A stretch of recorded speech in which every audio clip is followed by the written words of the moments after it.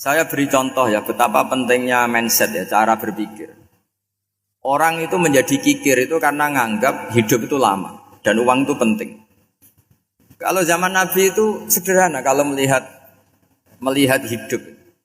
Pernah suatu saat Nabi itu punya jatah makan. Karena Nabi itu hidupnya juga pas-pasan. Jadi Nabi itu unik. Beliau di satu sisi kaya raya, bisa ngurmat Abu Hurairah, Ammar, Suhaib.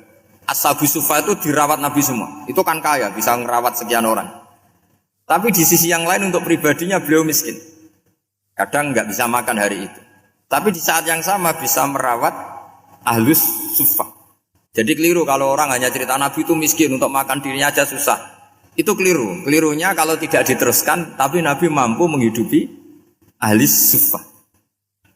Singkat cerita jatah makannya Nabi itu dikasihkan orang ketika Nabi tanya, ya Aisyah, makanan jatah saya di mana? Oh ya Rasulullah, tadi ada orang minta tak kasihkan, maka makanan itu habis. Apa kata Nabi? Kamu salah Aisyah. Yang kamu kasihkan itu justru yang masih. Ya yang kamu kasihkan itu justru yang masih. Sehingga Nabi menganggap, makanya Nabi terus ngendikan. Ya kalau mukhatabnya lelaki ya kira-kira begini. Wahal laka min malika illa ma akalta fa'afnaita wala bista fa'ablaita. Terus tanya wa tasaddaqta fa'abqaita kata Nabi. Harta kamu ya kamu makan kemudian ke WC jadi kotoran atau punya pakaian mewah nanti rusak. Wa tasaddaqta fa'abqaita. Ada yang kamu sedekahkan yaitu yang abadi sampai akhir. Sehingga banyak pengusaha yang mencintai saya setelah tak ajari hadis itu. Misalnya punya uang 1 miliar karena dia spekulan atau pedagang rawan bangkrut, disedekahkan ke masjid 50 juta, yaitu yang abadi. Jadi kalau suatu saat bangkrut, dia masih punya uang 50 juta di akhirat. Jadi Nabi itu mengajari sedekah itu apa? Ya sedekah itu pengabadian uang. Kalau kita kan enggak, bilang sedekah itu nguras uang. Itu pikirannya setan, dan pikirannya orang Islam. Itu cara berpikir setan, bukan cara berpikir umat apa? Sehingga Sayyid Ali Zainal Abidin itu kalau ada orang minta, kemudian beliau ngasih, itu beliau bilang gini, marhaban biman hamala zadi ilal akhirah. Matur nuwun nggih jenengan sing beto sangu kula nate. Jadi dianggap teller saja. Orang yang minta uang beliau itu dianggap tukang nyatet bank ini. Karena sudah ditabungkan, ya sudah. Kalau kita kan enggak, wah pengemis tuh ganggu gini-gini. Kecuali pengemis profesi ya mungkin kita agak-agak enak. Mari zaman akhir tuh ada pengemis apa? Profesi, jadi repot. Terus tak beri contoh lagi kebahagiaan ketika kita milih Islam moderat. Islam kita diajarkan guru-guru kita, utamanya oleh guru kita Mbah Maimun. Saya juga sering ketemu beberapa ulama dunia, termasuk Habib Umar. Saya juga ikut sowan ke sini pas beliau sama Habib ini Hasan Toha Putra di sini sama. Orang-orang moderat itu cara berpikir juga luar biasa indah. Beliau pernah cerita ya, beberapa ulama lah, banyak yang cerita ya. Saya pernah diceritani seorang alim, ketika ada orang ekstremis itu mau ngebom di tempat maksiat. Kebetulan yang maksiat itu kebanyakan ya orang Islam, karena di negara yang mayoritas Islam. Ditanya sama Syekh Sa'rawi. Syekh Sa'rawi itu mufassir top di mana? Mesir. Ini mau tak habisin karena mereka orang Islam kok maksiat terus. Terus ditanya sama Imam Sa'rawi, laumatu ala khini ma'asihim aina masiruhum. Kalau mereka mati dalam keadaan maksiat, mereka kemana? Ya ilan nar, mereka pasti masuk neraka. Terus ditanya sama Imam Sa'rawi, wahal masiruhum ilan nar muradun nabi amla. Punya umat maksiat kemudian mati masuk neraka, itu yang diinginkan Nabi apa enggak? Ya tidak aja. Ya sudah, enggak usah dibom, ditunggu tobatnya kata. Karena kalau mati dalam keadaan itu ke neraka dan itu tidak yang diinginkan Rasulullah Sallallahu Alaihi Wasallam. Terus ekstremis ini menjadi tobat, tidak berpikir ekstremis pas. Jadi orang itu harus berpikir mindset yang baik. Meskipun kadang berpikir baik itu ya agak-agak kacau. Ada seorang wali majdub itu kalau berdoa agak kacau, tapi nggak bisa dibantah. Masyhur itu doa itu. Ini sekaligus ijazah, tapi kalau sebelum wali nggak boleh. Itu datang ke makamnya Rasulullah SAW. Terus doanya itu begini, ya Allah sekarang terserah engkau. Ya Allah, sekarang terserah engkau. Jika saya kamu jadikan orang soleh, jika saya engkau jadikan orang soleh, maka surra habibuk, maka kekasihmu ini senang. Yang susah musuhmu yaitu setan. Tapi kalau engkau menjadikan saya orang fasik, maka yang susah kekasihmu, yang senang musuhmu. Jadi kan punya dua pilihan itu. Wah itu kan doa tapi kayak teror itu. Ya jadi berdoa di Raudhah. Wah itu pasti mandi itu karena agak-agak maksa Tuhan itu. Ya Allah, engkau punya dua pilihan. Jika saya jadi orang soleh, maka kekasihmu ini senang. Musuhmu yang susah yaitu setan.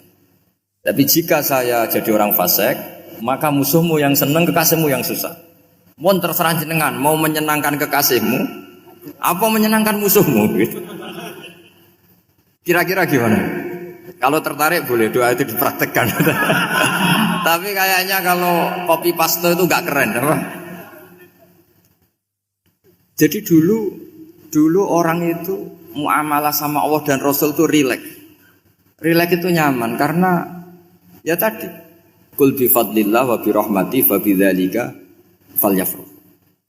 Sehingga Imam Izzuddin bin Abdissalam itu ngendikan innalladzina yarmunal muhsanatil ghafilat. Di antara kebaikannya ibu-ibu atau mbak-mbak ini harus berstatus ghafilat. Perempuan-perempuan pelupa. Ghafilat itu pelupa. Pelupa dari kenikmatan maksiat sehingga mereka dengan taat. Misalnya ada ibu-ibu atau mbak-mbak atau juga bapak-bapak tahajud, kemudian nyaman dengan tahajud itu. Kira-kira terbersit enggak ingin maksiat? Enggak kan, karena sudah nyaman dengan tahajud, dengan taat. Maka dibutuhkan kenyamanan dalam beribadah. Sebab itu ala bidzikrillahi tatmainnul qulub. Makanya saya termasuk kiai yang setiap ngaji itu happy, seneng. Karena ini untuk kampanye, seneng dengan ngaji, dengan taat itu sudah luar biasa. Kayak apa kalau mereka senengnya kalau nunggu melakukan maksiat. Jadi termasuk bentuk perlawanan kita terhadap maksiat adalah usahakan kamu tuh sebahagia, senang dengan taat. Istiqnas billah, mu'anasah billah, farah billah, itmi'nan tumakninah billah. Sehingga ini mencukupkan kita tidak berkebutuhan maksiat. Meskipun kita ya manusia, pasti suatu saat atau sudah pernah maksiat. Serasa diceritakan lah, itu mesti gitu. Lah orang-orang dulu itu orang yang sukses mengelola bahagia ma'allah wa billah walillah. Jika wali-wali dulu itu jadi wali itu tidak mesti karena ibadahnya banyak, itu tidak. Mereka orang yang ibadahnya itu biasa. Biasa-biasa sekali. Ulama-ulama dulu ibadahnya biasa sekali. Tapi qulubuhum ma'allah, hatinya itu ma'allah. Itu ada seorang wali itu jadi wali, Umar bin Abdul Aziz yang dikenal khamisul khulafa. Khulafa. Di luar khulafa Ar-Rasyidin 4, di antara yang soleh adalah siapa? Umar bin Abdul Aziz. Itu ketika mau meninggal, itu senangnya bukan main. Itu semuanya nangis, beliau senang. Terus tanya, kenapa kamu senang? Memangnya saya kalau mati itu kemana aja? Ila khairi madhubin ilah, ke zat terbaik. Dibang urip mbek kowe bolet atau mbek arhamur rahimin gitu. Yaitu Allah Subhanahu. Jalaluddin Ar-Rumi ketika mau meninggal itu muridnya nangis semua, beliau marah. Kamu harusnya pesta karena saya mau ketemu kekasih saya, malah kamu tangisi, goblok sekali kamu katanya. Jadi orang-orang dulu itu luar biasa. Karena tadi mereka tidak ingin ketemu Allah itu dianggap problem. Harus sesuatu yang membahagiakan. Makanya wali-wali itu kalau berdoa begini. Wa khairu ayyami yauman alqa fi, dan jadikan hari terbaikku adalah hari ketika saya ketemu engkau ya. Pernah dengar doa itu? Wa khairu ayyami yauman alqa fi, dan hari terbaikku adalah hari saat ketemu engkau. Aman kan enggak? Sampai mati ku wedi. Saya tidak tahu wedi dosa apa wedi Israel apa wedi malaikat siapa? Mungkar nakir. Sebenarnya tidak perlu seperti itu. Karena cara pandang Nabi itu ini bisa dipraktekkan. Kalau kamu orang baik, mati artinya apa? Ya baik. Karena husnul khotimah. Kalau kamu orang yang buruk, itu kata Nabi, anggap saja mati itu akhir dari keburukan kamu. Nah, kowe urip terus malah maksiat terus. Maka Nabi itu kalau ngajari kita berdoa gini, Allahumma ij'alil hayata ziyadatan li fi kulli khairin wal mauta rohatan li min kulli syarri. Ya Allah, kalau saya hidup ya anggap saja ziyadah fi kulli khairin, berpotensi nambahi kebaikan. Kalau saya mati anggap saja ini akhir dari segala keburukan. Maka saya berkali-kali guyon. Makanya tradisi ulama-ulama NU, ulama-ulama pesantren, ya ada hanya NU, pokoknya ulama-ulama alim. Itu kalau ada orang mati, orang nakal gitu mati, ini saya gitu, itu hadirin mesti gak terima. Wah, api enang itu orang wakal. Tapi dipaksa sama kiainya, saya gitu. Lama-lama dipaksa. Saya gitu. Padahal yang hatinya kiai, wis ra iso maksiat meneh, wis saya gitu. Karena dengan mati berarti saya sudah tidak bisa maksiat lagi. Jadi Nabi melihat hidup dan mati itu segampang itu. Kalau al-hayata ziyadatan li fi kulli khairin wal mauta rohatan li min kulli syarr. Coba kita ke depan itu kan ada potensi zina, potensi korupsi, potensi maksiat. Yang bisa menghentikan potensi itu apa coba? Mati ya, udah pinter ya. Sudah maju berarti. Berani mati. Berani. Tapi jangan di sini ngel-ngelo panitia nanti. Artinya yang selama ini kita risau dengan kematian, dengan apa? Nabi ngajari kita tadi. Allahumma ij'alil hayata ziyadatan li fi kulli khairin wal mauta rohatan li min kulli syarr. Ya Allah, jadikan hidup ini sebagai bekal menambah kebaikan, dan suatu saat kalau saya mati, semoga itu akhir dari segala keburukan. Jadi artinya Nabi itu ngajari kita itu positif terus.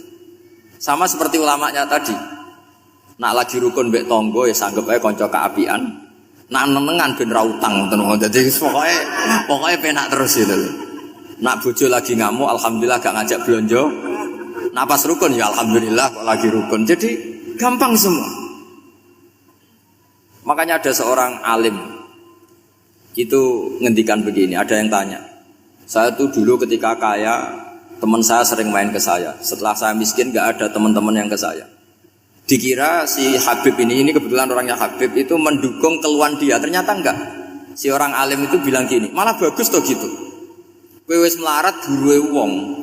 Ya sudah kamu miskin buruhnya orang lain.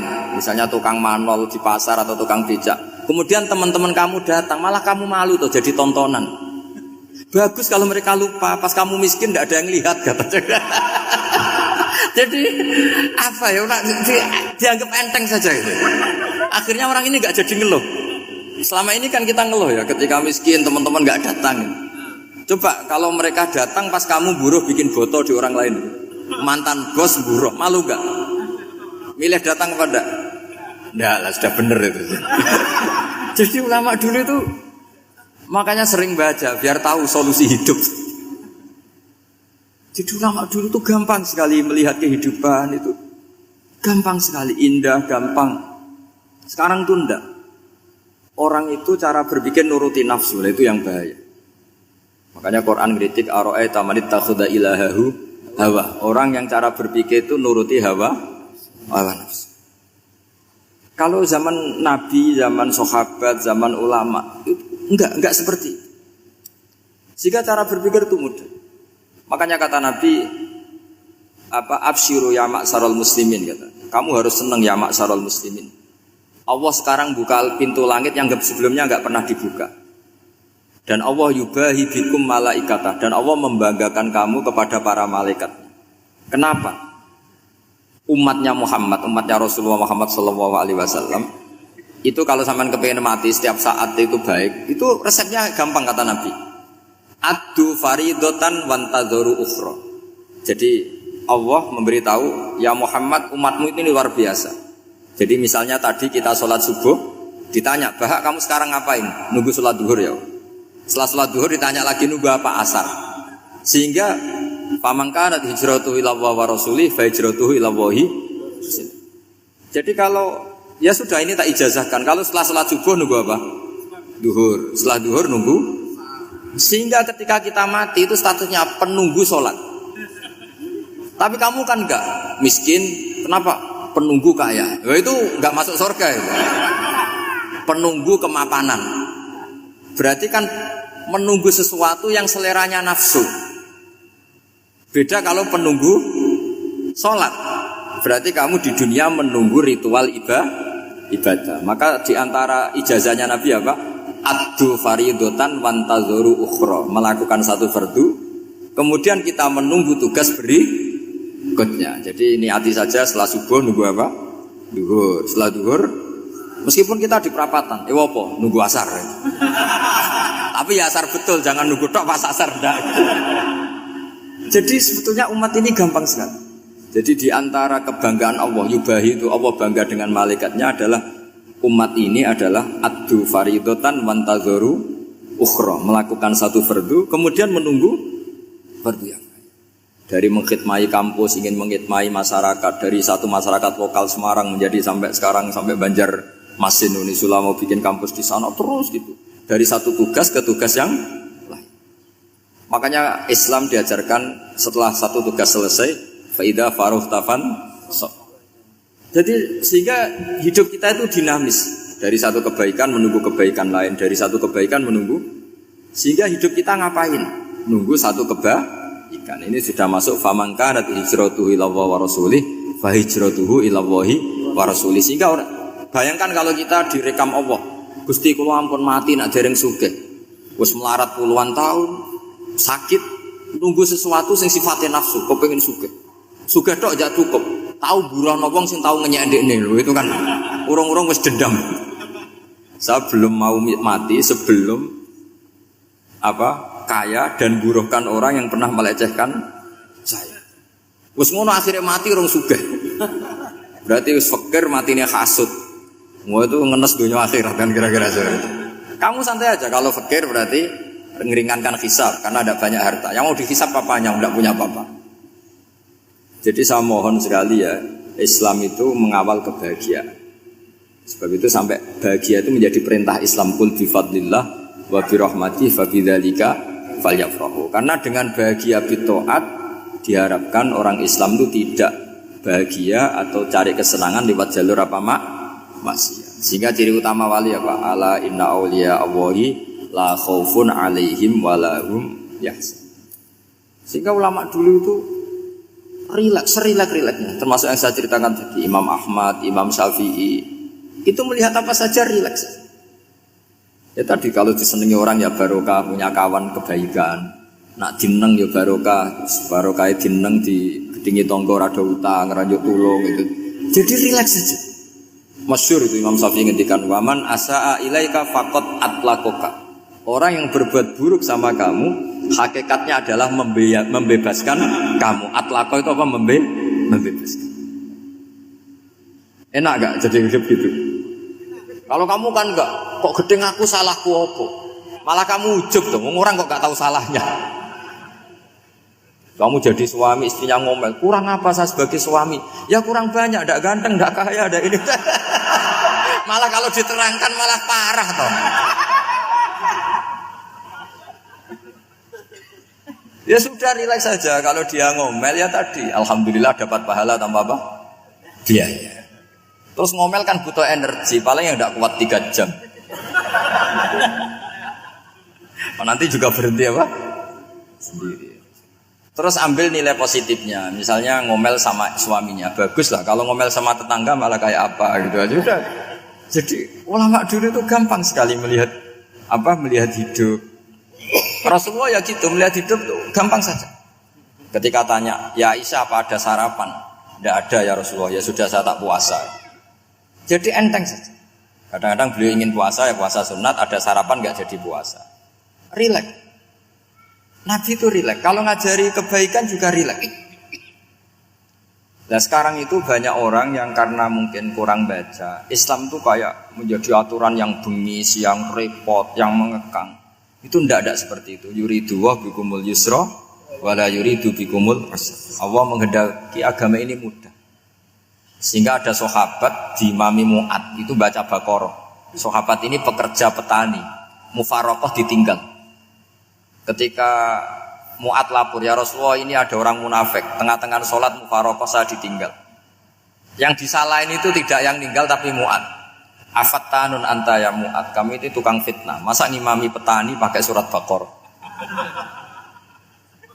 Jadi yang disalahkan ini imamnya. Kalau kamu jadi imam, sholatnya ya yang cepat. Makanya terus banyak orang kecepatan karena tadi. Jadi Nabi itu enteng sekali. Jadi apa ya? Nabi itu beda dengan yang kita bayangkan beda. Nabi pernah ngaji di masjid, kemudian ada tetangga lewat pakai cangkul ke kebun. Semua sahabat gerutu. Ini orang tidak benar. Ada Nabi ngaji ditinggal saja ke kebun, tidak ikut ngaji. Jawabannya Nabi tidak. Itu bagus, itu ikut sunnah saya.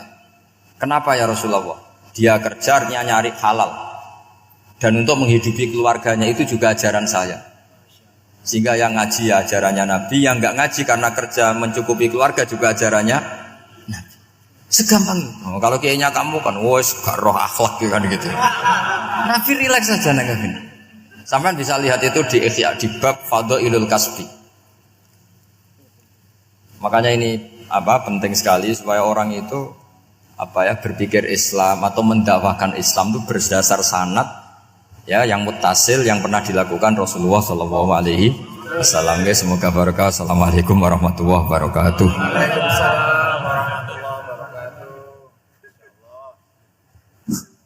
Halo. Terima kasih kami sampaikan atas pencerahan yang disampaikan oleh Gus Baha. Alhamdulillah ini masih ada waktu yang sangat panjang sehingga kita akan buka sesi tanya jawab.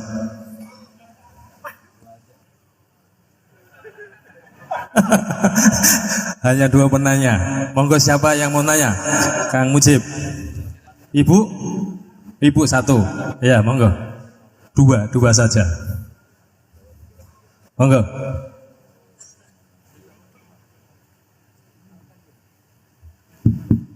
Assalamualaikum warahmatullahi wabarakatuh. Allahumma arinal haqqa haqqa warzuqna tiba'ah wa arinal batila batila warzuqna tinabah. Gus, di era sekarang ini terlalu banyak kiai. Jadi saking banyaknya kita yang awam ini bingung mana kiai yang benar, yang betul-betul benar menurut Allah. Mana yang seperti nampaknya benar tapi ternyata itu tidak seperti yang diinginkan Allah. Jadi cara pandang panjenengan ini bagi saya sudah luar biasa mencerahkan sekali. Jadi karena itu kami mohon, ini kebetulan ada ketua yayasan juga, ada Pak Rektor, ada baiknya kampus ini mulai mendekatkan tradisi keilmuan santri dan akademik, ngaji yang fundamental begini.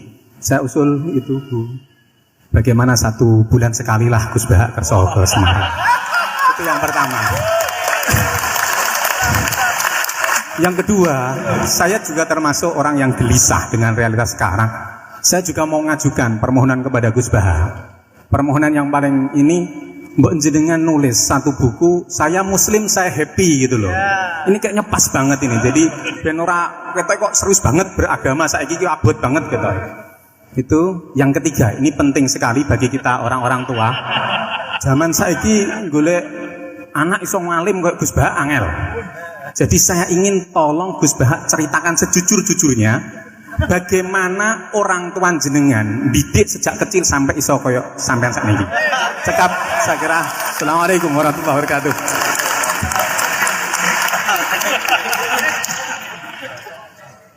Yang kedua, monggo. Mohon dibantu mic. Assalamualaikum warahmatullahi wabarakatuh. Gus Baha, kula badhe tangklet. Jangan kayak ini ya.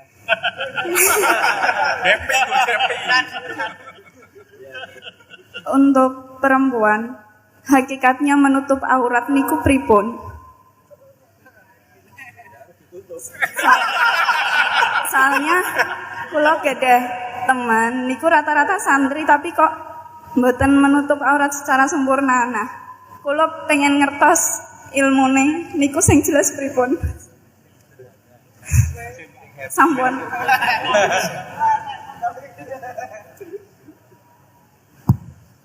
Ini sudah normal ya, pakai ini aja. Ini jawab yang Mbak dulu yang gampang gitu.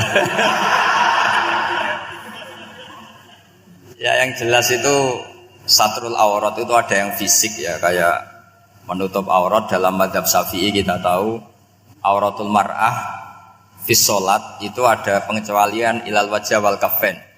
Tapi kalau kharijah sholat adalah jami'u badaniha dalam madzhab Syafi'i. Tapi dalam sebagian ulama mengatakan ilal wajah wal kafain tetap termasuk istisna di luar sholat. Itu dari segi fisik ya atau zahir. Tapi sebetulnya juga harus dilakukan satrul aurah secara maknawi, menutup sesuatu yang buruk. Artinya kan gini ya, aurat itu kan sesuatu yang buruk kalau kelihatan. Sehingga misalnya kasus di beberapa negara, mungkin fisiknya sudah benar ditutupin, tapi mungkin tetap maksiat. Tapi ada yang gugat, yang penting nggak maksiat meskipun buka aurat. Ya keliru, buka aurat sendiri sudah maksiat, itu malah aneh lagi itu. Tapi yang jelas filosofi hijab atau satrul aurah itu usahakan yang zahir maupun yang apa? Batin. Karena Indonesia itu memang agak unik. Saya sering ketemu peneliti dari beberapa negara, meneliti Indonesia itu paling pusing. Kadang ada orang yang auratnya biasa datang ke masjid. Itu kan bingungkan malaikat, mau ditulis dosa itu ke masjid, mau ditulis taat itu buka aurat. Tidak tahu hitung-hitungannya gimana nanti. Tapi memang ya sudah seperti itu. Yang jelas standar aurat ya kita tutupin sesuai standar madzhab Syafi'i maupun mengikuti yang tidak apa Syafi'i. Tapi filosofinya juga harus kita ikutin. Jadi dua-duanya harus kita ikutin. Sebagai perintah, bukan sebagai syarat. Itu beda loh, perintah sama syarat itu. Sebagai perintah, bukan sebagai syarat. Kalau sebagai syarat itu begini. Syaratnya orang Islam itu harus nutupi aurat begini-begini. Nanti kalau yang enggak gitu dianggap tidak Islam, itu menjadi ekstrim. Tapi kalau sifatnya perintah, ya perintah saja. Yang enggak melakukan paling banter dianggap fasikoh atau tidak solihah, tapi tidak sampai menjadi keluar dari Islam. Ya jadi gitu ya. Jadi karena apa ya? Ya sudah seperti itu. Obsesi kita tentu ingin kesolehan.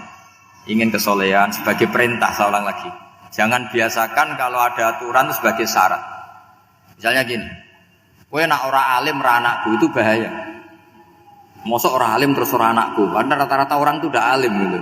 Nanti terputus dari bapaknya semua. Tapi hanya sifatnya perintah.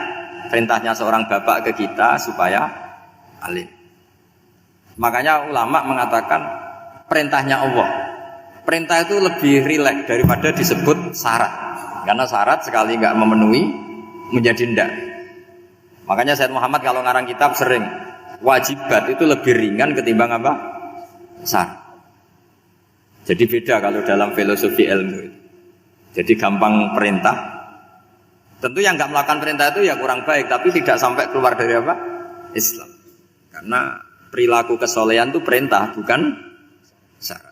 Sehingga Nabi nanti ngendikan beberapa yang masyhur itu kan syafaati li ahlil kabair min ummati. Meskipun umatnya yang enggak benar ya tetap diakui sebagai umat. Jadi beda perintahnya Nabi sih semuanya kalau bisa soleh. Harus bisa soleh. Tapi tetap ini sifatnya perintah bukan syarat. Enggak bisa kamu mengatakan syaratnya orang Islam itu dalam beraurat begini, syaratnya soleh enggak pernah maksiat. Memangnya Nabi enggak pernah maksiat. Ya saya kira demikian ya, cukup ya. Nah kalau ini resikonya dia seneng saya, makanya bagus dia tidak seneng saya, jadi enggak. Jadi ini kalau seneng saya malah ngatur-ngatur gini. Ya. Terus soal ngaji di sini tiap bulan itu jelas tidak satu rutin karena kalau sampean sopan di mana-mana ngaji itu datang ke kiainya.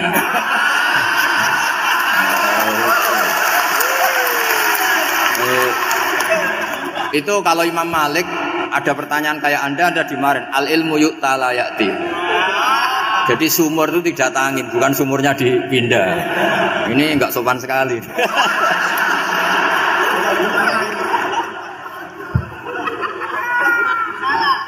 Terus menyangkut orang tua, kenapa saya alim? Itu juga enggak boleh dijawab. Rata-rata orang itu udah alim, masa orang tua seluruh Indonesia salah? Itu ada hikmahnya sendiri. Saat kali-kali ngaji, bodoh itu barokahnya banyak. Coba barokahnya orang bodoh, akhirnya nempat di pedalaman Kalimantan, Sulawesi, akhirnya bikin masjid di situ bikin. Kalau dia alim mungkin jadi ketua MUI di Jakarta. Nggak akan punya desa bina. Jadi Allah mendesain ini sudah sempurna. Sudah tidak usah protes, sudah begitu aja. Coba ada orang alim alamah, kira-kira itu kan nggak akan di pedalaman Kalimantan Sulawesi. Barokahnya santri rodok bodoh itu akhirnya kerja di dalam hutan, kerja di kampung-kampung. Akhirnya agama ada di mana? Kalau pinter semua, di Unisula semua jadi rektor nanti. Jadi Allah mendesain ini sudah baik, tidak usah dipaksakan sesuai versi kamu, nggak usah. Jadi ya sudah, memang seperti itu. Jadi dulu zaman sahabat itu, saya cerita sedikit. Nabi itu kalau muji Madinah itu sundel langit, kalau muji Mekah ya sundel langit. Tapi Sayyidina Ali keluar ke Kufah. Sayyidina Ali itu akhirnya pindah ke Kufah, ke Najaf. Karena pikirannya Sayyidina Ali, Mekah Madinah hanya baik secara bukah, secara tanah. Tapi di antara kebaikan Nabi adalah nasrul Islam. Akhirnya Sayyidina Ali milih ke Kufah. Andaikan sahabat tidak milih keluar dari Mekah Madinah sebagiannya, pasti Islam tidak menyebar. Karena semuanya tersentralisasi di Mekah dan Madinah. Tapi ada saja sahabat yang tetap nyaman di Mekah Madinah, karena sholat di sana sebagaimana 1000 sholat. Ya sudah seperti itu, dilihat gampang saja. Akhirnya yang di Mekah Madinah ya tidak ngeritik yang keluar juga gak ngeritik yang di Mekah Madinah.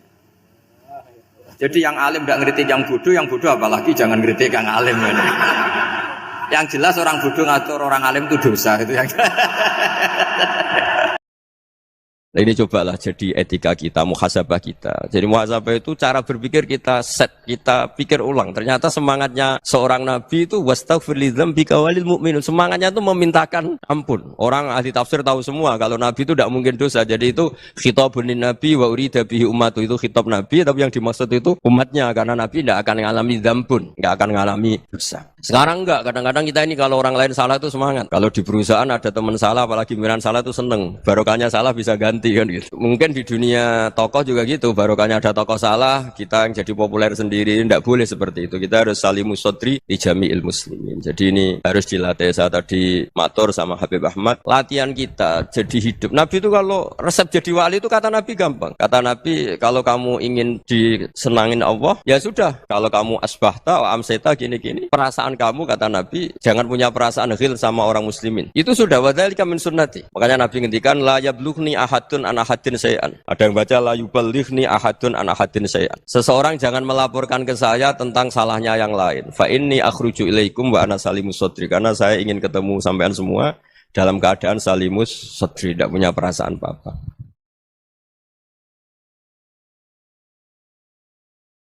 Dalam konteks Indonesia, muhasabah itu sudah jadi perilaku ya.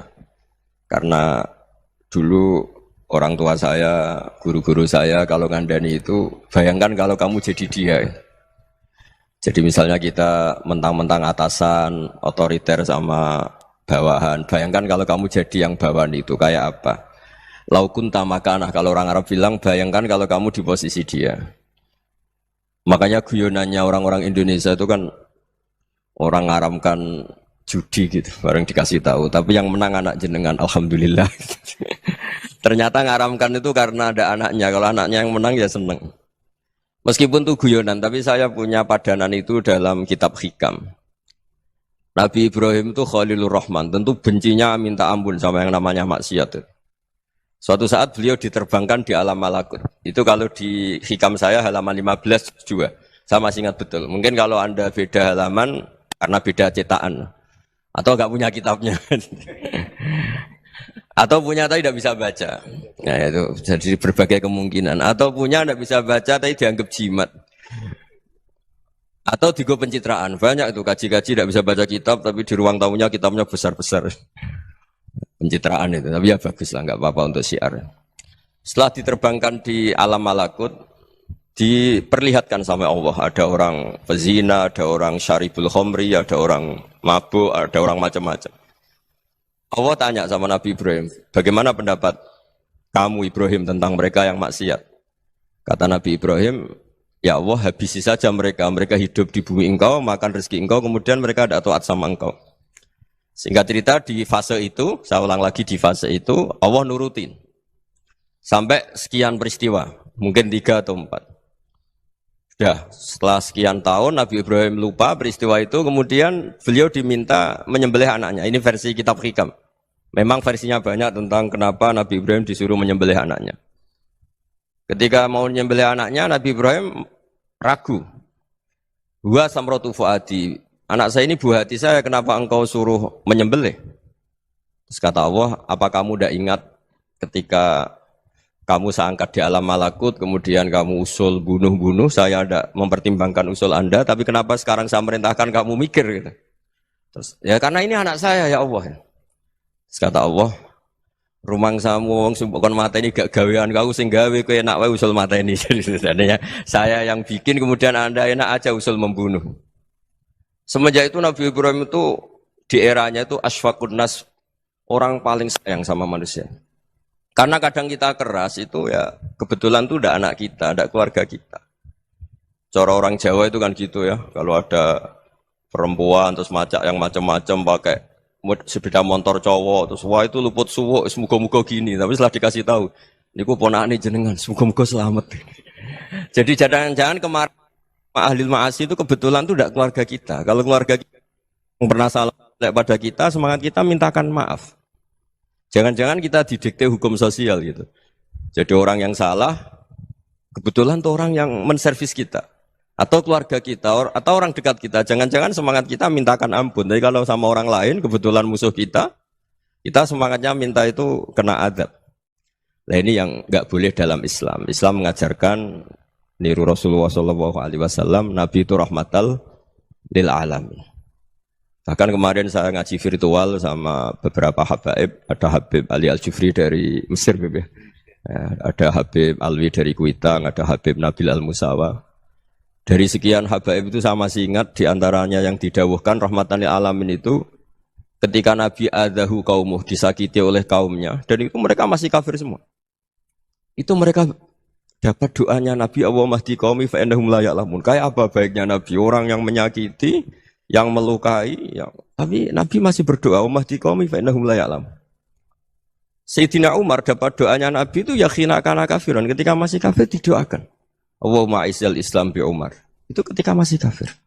Itu pelajaran bagi kita bahwa yang sedang tidak cocok pun itu berdapat doa kita. Ya doa supaya kondisi kita baik, hari tambah baik. Karena agama ini, saya berkali-kali bilang, limangkan yarjuwa hawal yawmal akhir. Agama ini diperuntukkan bagi yang selalu punya harapan pada Allah Subhanahu wa taala. Saya cerita muhasabah ini tentang hubungan kita dengan Allah. Di Indonesia itu banyak orang fasik, banyak orang nakal. Ya di mana-mana orang nakal itu ya mayoritas, wa aksaruhum fasikun. Tapi berkahnya harapan. Mungkin saya kira nakal sok benda, mungkin saya kira sholat sok ben sholat, mungkin sekarang belum sakho, belum dermawan, suatu saat dermawan. Barokahnya itu kefasikan ini dianggap sementara, sedang fasik, sedang tidak benar. Karena kiai-kiai kita, para guru-guru kita, para habaib utamanya itu mesti bilang semoga husnul khotimah. Nah barokahnya doa itu, semoga husnul khotimah itu menjadikan satu pola sosial. Yang sedang fasik ini masih diharapkan jadi lebih baik, jadi lebih. Sehingga kita tidak ngambil sikap ekstrim, ya ingin menghabisi atau ingin mengadili, tidak. Karena selalu kita punya harapan. Dan agama ini limangkan yarjuwa hawal yawmal akhir. Bayangkan dulu kalau yang nakal itu anak kamu. Pasti kamu nggak ingin kan langsung dapat azab, dapat apa. Padahal kita semua jadi tokoh ini abul kulli, bapak dari semuanya.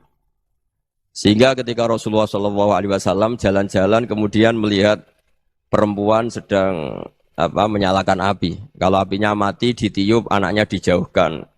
Nanti kalau sudah jauh dari api, anaknya digendong lagi. Terus kata Rasulullah, matur ke semua sahabat, Aro'aitum anna hadih tarihatan waladaha alan nar. Apa kamu berpendapat bahwa perempuan ini akan melemparkan anaknya ke neraka? Tidak ya Rasulullah. Tidak akan seorang ibu melemparkan anaknya ke api. Terus kata Rasulullah, Allahu arhamu min hadih biwaladiha. Allah lebih rahman, lebih rahim dibanding orang tua ini kepada anaknya. Ini yang harus kita kenalkan terus, kita kampanyakan terus. Supaya orang hubungannya dengan Allah itu nyaman, asik. Sehingga dengan demikian selalu ada harapan bahwa yang sedang nakal ini suatu saat tobat. Kita tidak boleh menghukumi pasti begini, pasti gini. Itu tidak wilayah kita. Itu juga yang dicontohkan Rasulullah Shallallahu Alaihi Wasallam. Secara lahir Nabi itu nggak berkenan sama Wahsy, karena Wahsy itu salahnya salah fatal karena membunuh ahabban nasi ila Rasulillah, yaitu membunuh Sayyid Hamzah. Jadi ketika Wahsy tobat, Nabi itu nerima tobatnya.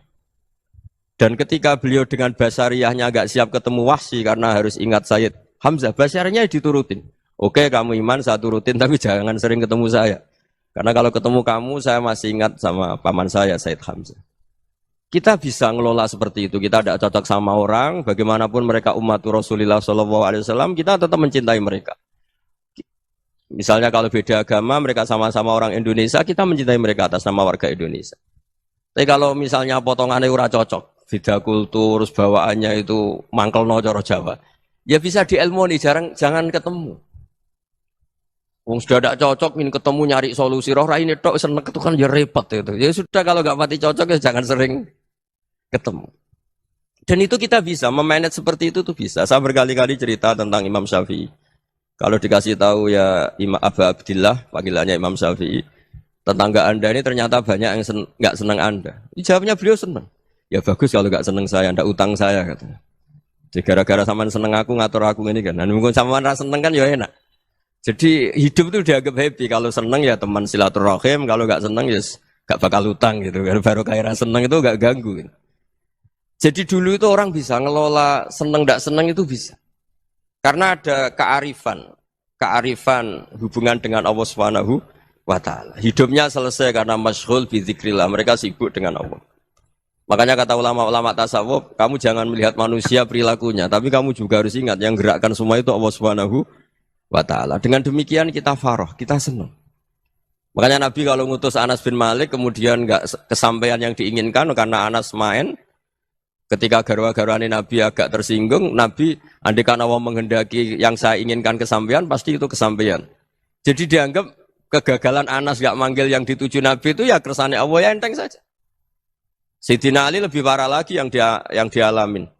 Itu dalam beliau kalau dipanggil itu enggak cepet-cepet ke sana. Ketika ditanya, kenapa kamu tak panggil gak cepat ke saya? Amin tuh ukubatak. Karena aku tahu kau orang baik. Orang baik itu pemaaf. Jadi makanya orang-orang soleh dulu itu bodoni itu. Makanya sekarang kalau ada orang bodoni itu mesti bidik orang soleh. Kalau orang-orang soleh itu kakean husnudzon akhirnya sering dibodonin. Abdul bin Umar itu masyhur itu. Kalau ada budaknya sering sholat, sergap sholat itu dimerdekakan. Akhirnya enggak sholat pun pura-pura sholat. Akhirnya juga dimerdekakan. Ketika ditanya, kenapa engkau merdekakan? Padahal mereka sholatnya menipu engkau, kata pembisik-pembisik itu. Man khoda'ana lillah in khoda'na lah. Dia nipu atas nama Allah, berarti saat tertipu juga atas nama Allah. Enggak masalah dong, semuanya demi Allah Subhanahu wa Ta'ala. Jadi ketika kita ketemu mensifati Allah Ta'ala itu ghafir. Allah pemaaf. Jangan kamu enggak fair untuk diri kamu nyifati Allah ghafir, pada orang lain Allah kamu sifati syadidul iqab. Jadi Allah kamu atur, kayak MC tadi ngatur saya. Jadi Allah itu apa? Kalau pada saya ghafir, kalau pada musuh saya syadidul iqab. Itu tidak fair. Kalau Anda punya harapan kepada Allah karena Allah Rahman Rahim, Allah ghafir, sebenarnya Allah pada musuh kita ya bisa saja Allah ghafir, bisa saja Allah Rahman Rahim. Sehingga kita melihat orang lain yang kita tidak cocok itu ya enteng saja.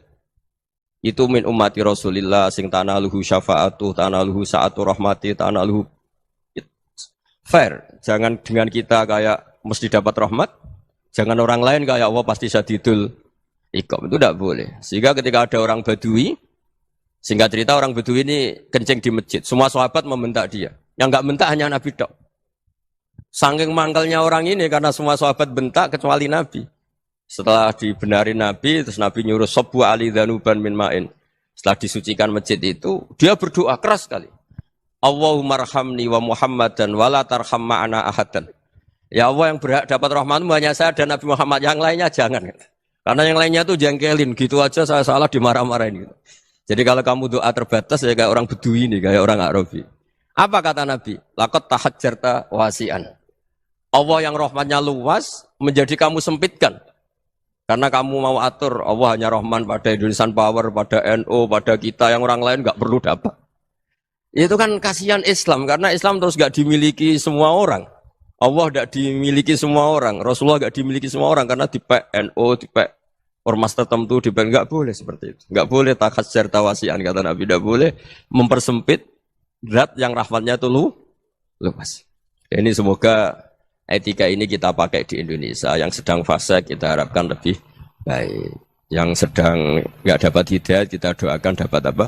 Hidayah. Masyhur kan, makanya tadi saya mohon sama Habib Ali supaya Habib Ahmad supaya tetap mahalul qiyam, tabaruk sama Habib Ali di antara doa-doa di Simtud Duror masyhur itu antuqa bilal mudhniba minnah bil ghufran wal musi'a bil ihsan. Jadi harapannya para habaib, para orang-orang baik dulu ya semoga yang dosa itu dimaafkan, yang sedang salah dibuka, bikin lebih baik. Nabi itu tugasnya juga gitu. Wastaghfir li dzambika walil mu'minina wal mu'minat. Nabi itu tugasnya juga memintakan ampun yang sedang salah.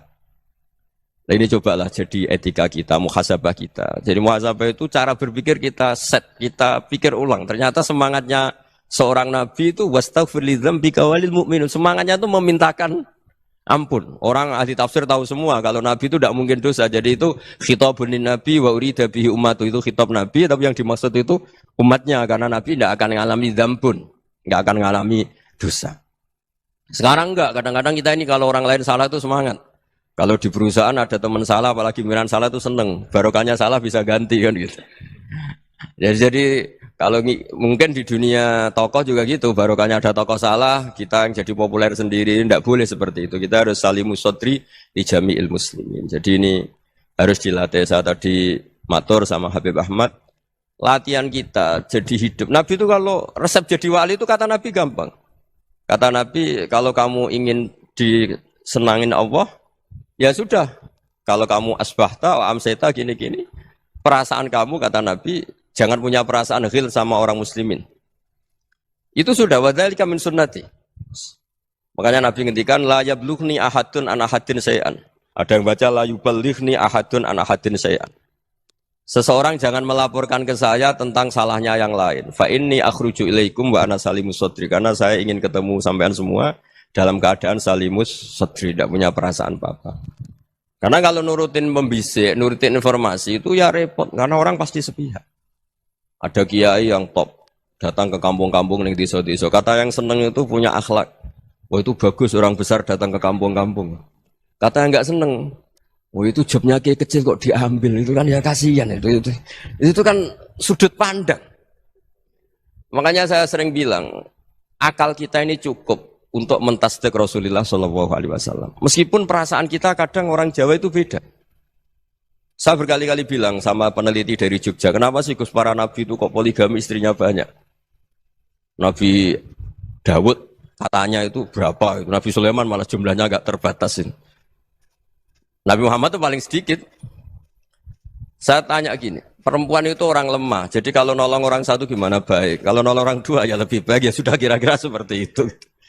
Paling tidak akal kita masih tahu kalau orang baik, itu kan mesti baik. Nolong orang satu baik, nolong orang dua ya lebih baik, nolong orang tiga lebih baik. Tapi kalau kamu orang nggak baik, satu saja kamu terlantarin, kamu miskinkan, kamu ya tinggal ukur kan. Kalau orang baik, nambah baik. Tapi kalau orang buruk, tambah buruk. Nah itu akal. Akal kita bisa menganalisis kenapa sih nikah itu ada yang poligami, ada yang enggak. Ya sudah, ukur saja diri kamu. Misalnya kayak saya elek keriting, rabi terus, memperbanyak wong elek, orang perilaku netok, raine dadi elek kabeh gitu. Tapi nak kowe ku ganteng, alim, ganteng, sugih, anake ganteng-ganteng, berhubung kowe saleh ahli swarga kabeh, mertua yo bangga karena karir kamu meyakinkan, ini mertua kamu aja gak bangga mau nambah. Ipar gak bangga, mertua gak bangga, desa kamu yang kamu wayai juga gak. Beda dengan Nabi ketika nikah Juwairiyah itu gak ada pernikahan sebarokah Nabi dengan Juwairiyah itu. Azharu Rasulillah, di situ habis perang banyak tawanan gara-gara jadi bisanya Nabi langsung dibebaskan semua karena Azharu Rasulillah. Sekarang bisanya Kanjeng Nabi. Dulu Abu Sufyan mangkelnya bukan main sama Nabi. Gara-gara putrinya dinikah terus langsung jadi. Kalau kamu kan enggak, nikah satu, nikah lagi. Satu kampung musuh kamu. Karena istri pertama ya cemburu, yang kedua agak bangga. Wah itu selesai itu. Di dunia wal akhirah. Maksud saya, nganalisis Islam itu harus pakai akal. Dan akal yang dipakai, ini saya bawa ke kitab Ihya, adalah pikiran-pikiran para ulama. Makanya ketika Imam Ghazali ketika ditanya, fakaifa bi muslimin fasikin, Asawaha fi jami'i amri. Kalau kalian ketemu orang fasik, orang Islam tapi fasik, perilakunya enggak ada yang benar. Kata Imam Ghazali jawabnya lucu, aneh. Ma min muslimin illa wa islamuhu ta'ah. Tidak ada orang Islam kecuali dia mau Islam, membenarkan Allah dan Rasul itu sudah taatnya dia. Kok kamu tidak bisa melihat taatnya dia? Dia pikirannya kan ini pemabuk, ini tukang apa. Tapi kata Imam Ghazali, sebenarnya kamu masih bisa berpikir positif. Ma min muslimin illa wa islamuhu ta'ah. Tidak ada seseorang Islam ketika dia milih Islam itu pasti ada taatnya, yaitu tasdik pada Allah dan tasdik kepada Rasulullah Shallallahu Alaihi Wasallam. Jadi dengan pola seperti itu, maka di antara guru-guru kita yang modern ya di era Mbah Maimun, di sini ada Habib Ahmad, Habib Salim, syair yang sering dibaca beliau adalah ada orang munajat sama Allah, ini cerita munajat. Itu orang itu ngendikan gini, ana muznibun, ana mukhtiun, ana asi, huwa rahimun, huwa ghafirun, huwa afi. Ya Allah, saya mukhti, saya orang yang salah. Ana muznib, saya orang yang dosa. Ana asin, saya sering maksiat. Tapi engkau ya Allah, engkau ghafir, pemaaf. Engkau rahim, maha pengasih. Engkau afin, yang mudah memaafkan. Terus kata orang ini, ya agak kurang ajar, tapi saking senengnya sama Allah. Qobal tuhunna salasatan bisalasati. Ya gini saja ya Allah, sifat engkau diadu dengan sifat saya. Engkau Tuhan, Gusti, enggak boleh kalah katanya. Terus wasatahliban ausofu ausofi, dan kau pasti pemenangnya gitu. Jadi ada orang rayu Allah dengan cara seperti itu ya ada ya. Saya ini manusia, salah saya banyak. Engkau ampunannya banyak. Engkau Tuhan, Gusti, enggak boleh ampunan Anda, ampunan engkau kalah dengan salah saya. Enggak boleh Tuhan kok kalah. Nah, jadi untuk supaya orang punya harapan gitu. Banyak juga wali-wali yang jadab ketika datang ke makam Rasulullah SAW. Itu kalau dongo ya agak kacau sebetulnya, cara syariat agak kacau. Ya Allah, engkau punya dua pilihan. Jika engkau menjadikan saya soleh, surah habibu, yang senang kekasihmu, yaitu Rasulullah SAW. Tapi jika engkau menjadikan saya fasik, surah adubu, yang senang itu setan. Monggo jenengan mau menyenangkan kekasih jenengan, mau menyenangkan musuh jenengan, monggo. Jenengan bebas kok memilih. Nah, mestinya Allah ya senang menyenangkan kekasihnya. Jadi ya, intinya Allah dipaksa untuk menjadikan dia orang soleh gitu. Jadi kayak kemarin itu Pak Bu siapa? Yang kesini itu yang sama jenengan itu. Kuliah ke sini itu sama Habib Ahmad. Saya pertama enggak mau, lama-lama Habib Ahmad.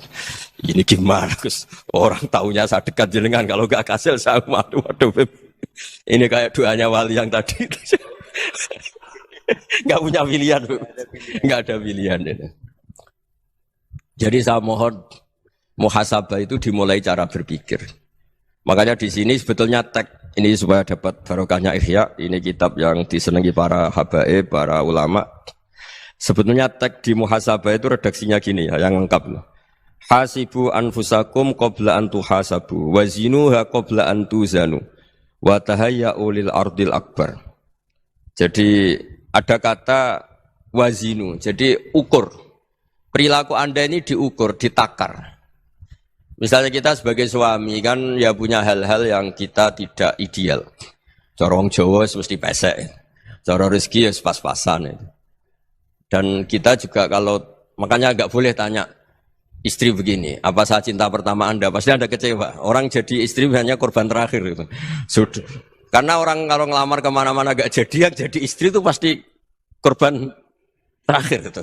Jarang istri pilihan pertama, jarang. Ayo semua yang nikah. Rata-rata itu pilihan Anda pertama Pak, dari sekian ditolak di mana-mana terus. Ya perempuan terakhir. Kamu juga korban terakhir gitu. Itu wali-wali dulu kalau ngandani kita itu sederhana. Antal, ini masyhur diceritakan Habib Zain bin Semit dalam kitab Al-Manhajus Sawi. Anta lam tajid min nafsika kullama turid.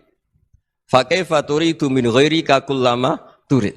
Kamu yang ingin ideal saja, kamu tidak menemukan pada diri kamu untuk menjadi ideal. Kamu kan ingin ganteng, ingin punya uang banyak, ingin perilaku Anda sempurna. Anda saja yang punya keinginan tidak bisa mewujudkan keinginan Anda sendiri.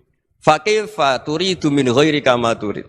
Jadi anta lam tajid min nafsika kullama turid. Fa kaifa turidu min ghairika kullama turid. Kamu yang punya keinginan saja. Misalnya saya ingin punya uang banyak, perilaku saya selalu benar, enggak pernah salah. Loh, saya yang ingin saja dengan diri saya enggak bisa untuk benar terus. Kok kamu berharap orang lain selalu benar? Jadi anta lam tajid ya sama. Kalau kamu menuntut istri kamu itu ramah, neriman. Apa kamu neriman sama wajah istri Anda gitu? Engko yo pola ning dindi jajaki sana jajaki sini kamu sendiri ndak kona apa. Jadi itu nasihat yang luar biasa. Antalam tajid min nafsika kullama turid, fa kaifa turidu min ghairika kullama turid. Kamu mau menghormati semua orang, ndak mau kan? Kemudian Anda berharap semua orang menghormati kamu. Kamu ndak ingin kan orang lain semua menghujat kamu. Sementara kamu enak aja menghujat orang.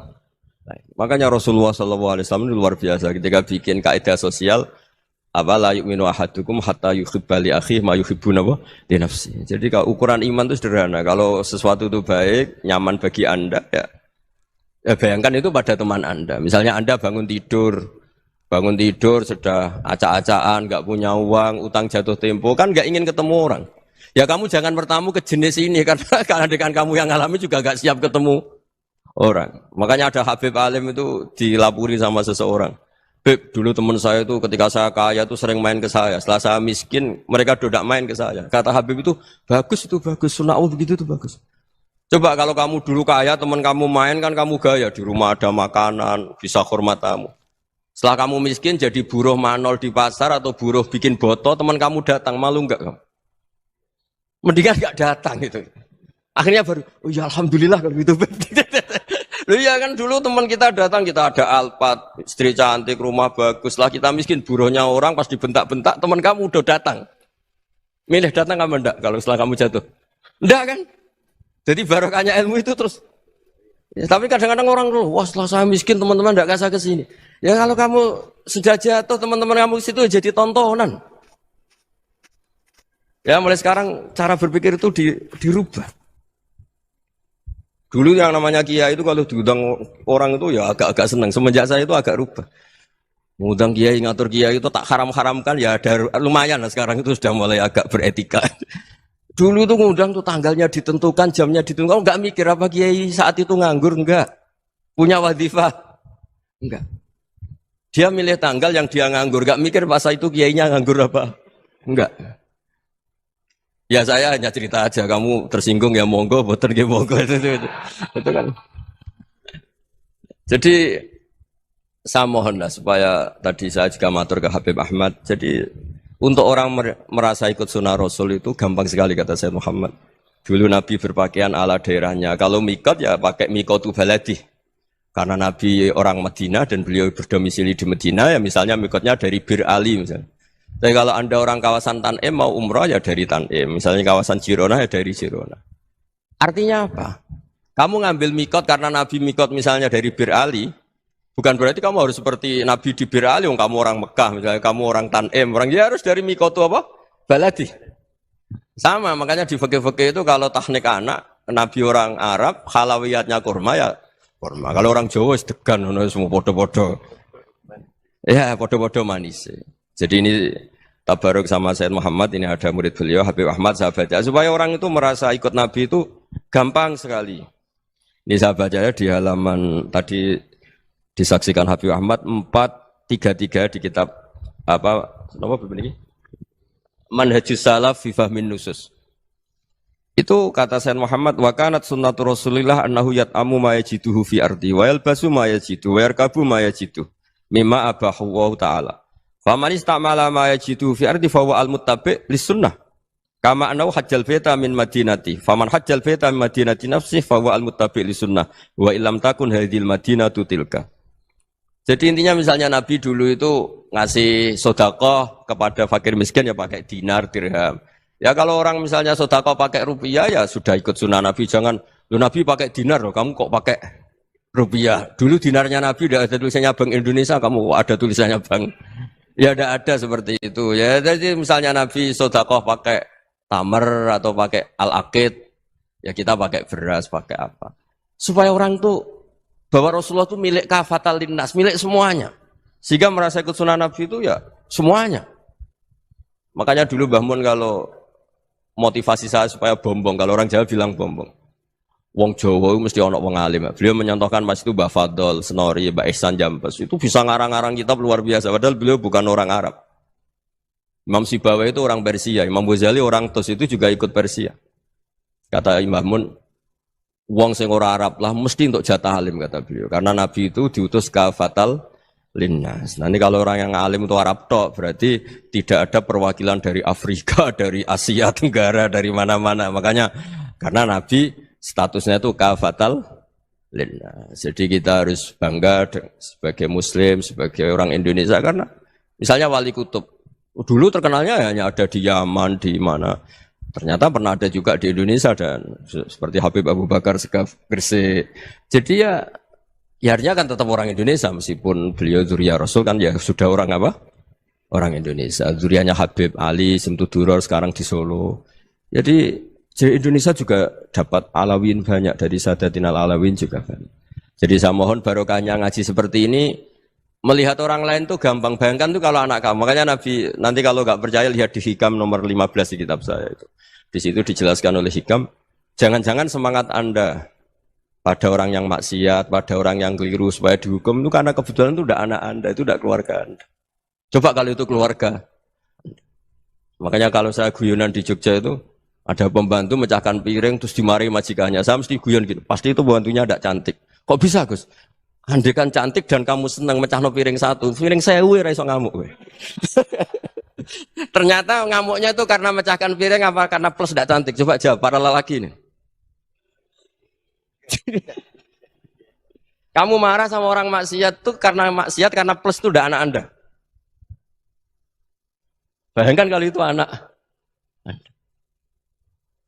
Itu hebatnya Rasulullah SAW karena kita yang salah pun kadung umatnya. Nabi tetap ngasih fasilitas syafaati li ahlil kabair min ummati. Kayak apa baiknya Nabi? Nggak ikut maksiat tapi ikut fasilitasi ngasih syafaat. Loh kalau li ahlil ibadah kan wajar. Nabi ketika ini syafaati li ahlil kabair min ummati. Ya karena tadi logika yang dibangun Rasulullah itu logika yang luar biasa. Kita semangat orang lain kena hukuman itu karena kita tidak punya ra'fah, tidak punya rahmah. Coba kalau Rasulullah yang bil mukminina raufur rahim, semangatnya itu mendoakan supaya tobat, mendoakan diampuni. Dan itu juga yang diperintahkan oleh Allah Subhanahu wa taala, wastaghfir li dzambika walil mu'minina wal mu'minat. Ya semoga barokahnya ngaji ini, barokahnya Habib Ahmad, barokahnya Maulid Simtuduror, barokahnya semua kitab madaih tiba berjanji semuanya, barokahnya Ikhya, barokahnya Said Muhammad, barokahnya guru kita semua Mbah Maimun, bapak saya. Kita ini ngikuti manhaj, ya, ngikuti apa? Manhaj. Saya sering didhawuhi Mbah Mun, kenapa ihdinas siratal mustaqim bukan siratoka, bukan jalan engkau ya Allah, karena Allah itu enggak bisa kamu tiru. Allah itu tidak tidur, tidak makan, tidak kesel, tidak capek. Yang bisa ditiru itu siratal ladzina an'amta alaihim. Yang bisa ditiru manusia ya niru manusia. Karena Allah itu tidak bisa ditiru, makanya ihdinas siratal mustaqim siratal ladzina. Dan niru siapa? Niru guru-guru kita. Termasuk niru cara pandang. Jadi misalnya ada orang awam di rumah itu hanya delok reng, delok tikus liwat, itu kan kayak nganggur. Kok ora tahajud malah mendelok reng. Melihatnya jangan gitu. Huwa tarokal ma'asiyah. Dia di rumahnya ndak dugem, ndak kemana-mana. Dia berarti malam itu tarkul ma'asi. Tidak nyopet, tidak garong, tidak ke tempat maksiat. Susahnya apa sih husnudzon? Jadi jangan lihat huwa tarkut tahajud, huwa tarokat tahajud, wa taroka qiyamal lail. Oke ya, namanya orang begitu ya tidak tahajud, tidak qiyamul lail. Tapi susahnya apa sih kamu bilang huwa tarokal ma'asiyah? Dia juga meninggalkan maksiat dan tarkul maksiat itu tuh ibadah. Supaya orang tuh gampang lah husnudzon sama orang muslim. Ini orang mukmin, orang yang luar biasa. Di mata Allah itu orang yang luar biasa. Kayak tadi Imam Ghazali, kalau saya ketemu orang muslim kemudian dia tidak pernah baik, gimana? Kata Imam Ghazali, ma min muslimin illa wa islamuhu ta'ah. Tidak ada orang Islam ketika dia mentasdihkan Allah dan Rasulullah, berarti dia juga punya taat. Ya ini latihan saja, sing iso nglakoni Habib Ahmad kula namung cerita mawon. Kula cerita secara akademik, saya punya kitab, saya baca dan alhamdulillah kita paham barokahnya para guru dan supaya terbiasalah. Sebaik-baiknya ibadah husnudzonni billah wa husnudzonni bil mu'minin. Soal tidak cocok ya diilmoni tadi ya, namanya enggak cocok ya jangan sering ketemu. Seperti Rasulullah SAW, beliau karena sangat mencintai Sayyid Hamzah, ketemu orang yang pernah begitu sama Sayyid Hamzah ya beliau secara basyariah tidak siap. Tapi beliau secara cara bahasa sekarang secara profesional kalau beliau seorang nabi dan harus menerima tobatnya siapapun ya diterima. Saya meskipun dengan A, B gak cocok karena dia begini-begini sama saya, tapi saya ingat dia sholat, dia baca sholawat, dia mencintai Rasulullah. Ya kita hormat. Ya soal gak cocok ya di manage tadi ya. Zuruhiban tas tetekuban. Kalau gak pati cocok ya jangan sering ketemu bawaannya enak nanti. Ya semuanya itu diilmoni lah. Makanya ngendikane Ma'ruf Al-Qurhi ada yang baca Al-Kharki, mangqala fil yaumi salasa marrat aw marham ummata Muhammad kutiba minal abdal. Karena semangat mencintai siapapun satu hari sering baca marham ummata Muhammad, wa ma asli ummata Muhammad, wa ma tajawaz an ummati Muhammad. Itu mesti kutiba minal abdal. Dia pasti termasuk wali abdal. Maksudnya semangat mencintai. Ya dilatih lah. Misalnya Indonesia Power atau PLN, andai kan tidak ada PLN itu kayak apa? Orang nggak bisa ngaji, tidak bisa aktivitas, ya barokahnya ada PLN, barokahnya jasanya. Kita sadar, tidak semua kebaikan kita ini memenuhi keinginan orang banyak. Orang banyak ingin listrik, ingin saluran apa, dan itu kadang yang mewujudkan orang lain atau kelompok lain. Ya karena itu manfaat ke orang lain ya kita doakan. Karena khairun nas anfa'uhum linnas. Sehingga kita terbiasalah ngakui orang lain. Seperti semangatnya Rasulullah SAW, semuanya itu didoakan, semuanya diinginkan kebaikannya. Bahkan Nabi gak putus asa sampai di akhirat. Ketika Nabi lain sudah putus asa karena sudah akhirat, sampai dimintai syafaat semuanya bilang nafsi, nafsi. Karena merasa semuanya enggak punya nyali di depan Allah. Karena ini sudah akhirat, sudah finish. Tapi apa Rasulullah? Analah. Ya sudah, saya sanggup mensyafaati kalian. Terus kata Nabi, fa'atiyal arsya. Saya mendatangi aras, fa'akhiru lahu sajidan, saya sujud. Wa ahmaduhu bimahamida allamaniha rabbi. Kemudian saya tetap muji Allah dengan pujian yang terus menerus. Padahal sudah di akhirat, sudah finish. Nabi dimintai syafaat masih sanggup. Karena Nabi tahu, akhirat tidak bisa mendikte Allah. Tidak bisa Allah terus bilang, ya Allah ini akhirat, engkau sudah tidak boleh mensyafaat. Tidak bisa. Allah tidak bisa diganggu akhirat. Allah tidak boleh dibatalkan rahmannya oleh akhirat. Allah tetap rahman rahim abadal abad. Dan Nabi tahu itu. Makanya kata para ulama, fa Muhammadun ahmadu min ghairihi. Jadi Nabi Muhammad namanya dua, yang terkenal. Sebenarnya banyak yang terkenal dua, Muhammad sama Ahmad. Ketika Nabi punya nyali memuji Allah di akhirat atau sudah di akhirat, itu fa Muhammadun ahmadu min ghairihi. Ketika Nabi lain sudah tidak punya nyali muji Allah karena sudah akhirat, Nabi Muhammad tetap berani muji Allah di saat seperti itu. Makanya ahmadu di situ kata ulama itu af'al tafdil, fa Muhammadun ahmadu min ghairihi. Kanjeng Nabi lebih memuji Allah di saat yang Nabi lain sudah tidak punya nyali untuk memuji Allah di saat itu. Makanya kata Nabi fa akhiru lahu sajidan wa ahmadhu bimahamida allamaniha rabbi. Akhirnya setelah lama gitu terus Allah ngendikan ya Muhammad irfa' ra'sak wasal tu'tah wasfa' tusyaffa. Sudah Muhammad, angkat kepala kamu minta apa saya turutin, dan kalau kamu ingin mensyafaati umatmu saya beri hak apa? Syafaat. Nah, semoga semangat itu juga menjadikan kita munajat bahwa rahmat Allah tidak terbatas, harapan juga tidak terbatas. Mungkin yang sedang nakal ya kita katakan sedang. Jangan terus kamu pastikan, wah ini mesti su'ul khotimah, mesti tidak orang baik. Tidak, agama ini liman kana yarjuwaha wal yaumal akhir, selalu bagi yang punya harapan. Ya, mungkin dapat barokah semua. Mantu dengan kata wassalamualaikum warahmatullahi wabarakatuh. Dalam konteks Indonesia, muhasabah itu sudah jadi perilaku ya. Karena dulu orang tua saya, guru-guru saya kalau ngandani itu, bayangkan kalau kamu jadi dia ya. Jadi misalnya kita mentang-mentang atasan, otoriter sama bawahan. Bayangkan kalau kamu jadi yang bawahan itu kayak apa? Laukun tamakanah, kalau orang Arab bilang, bayangkan kalau kamu di posisi dia.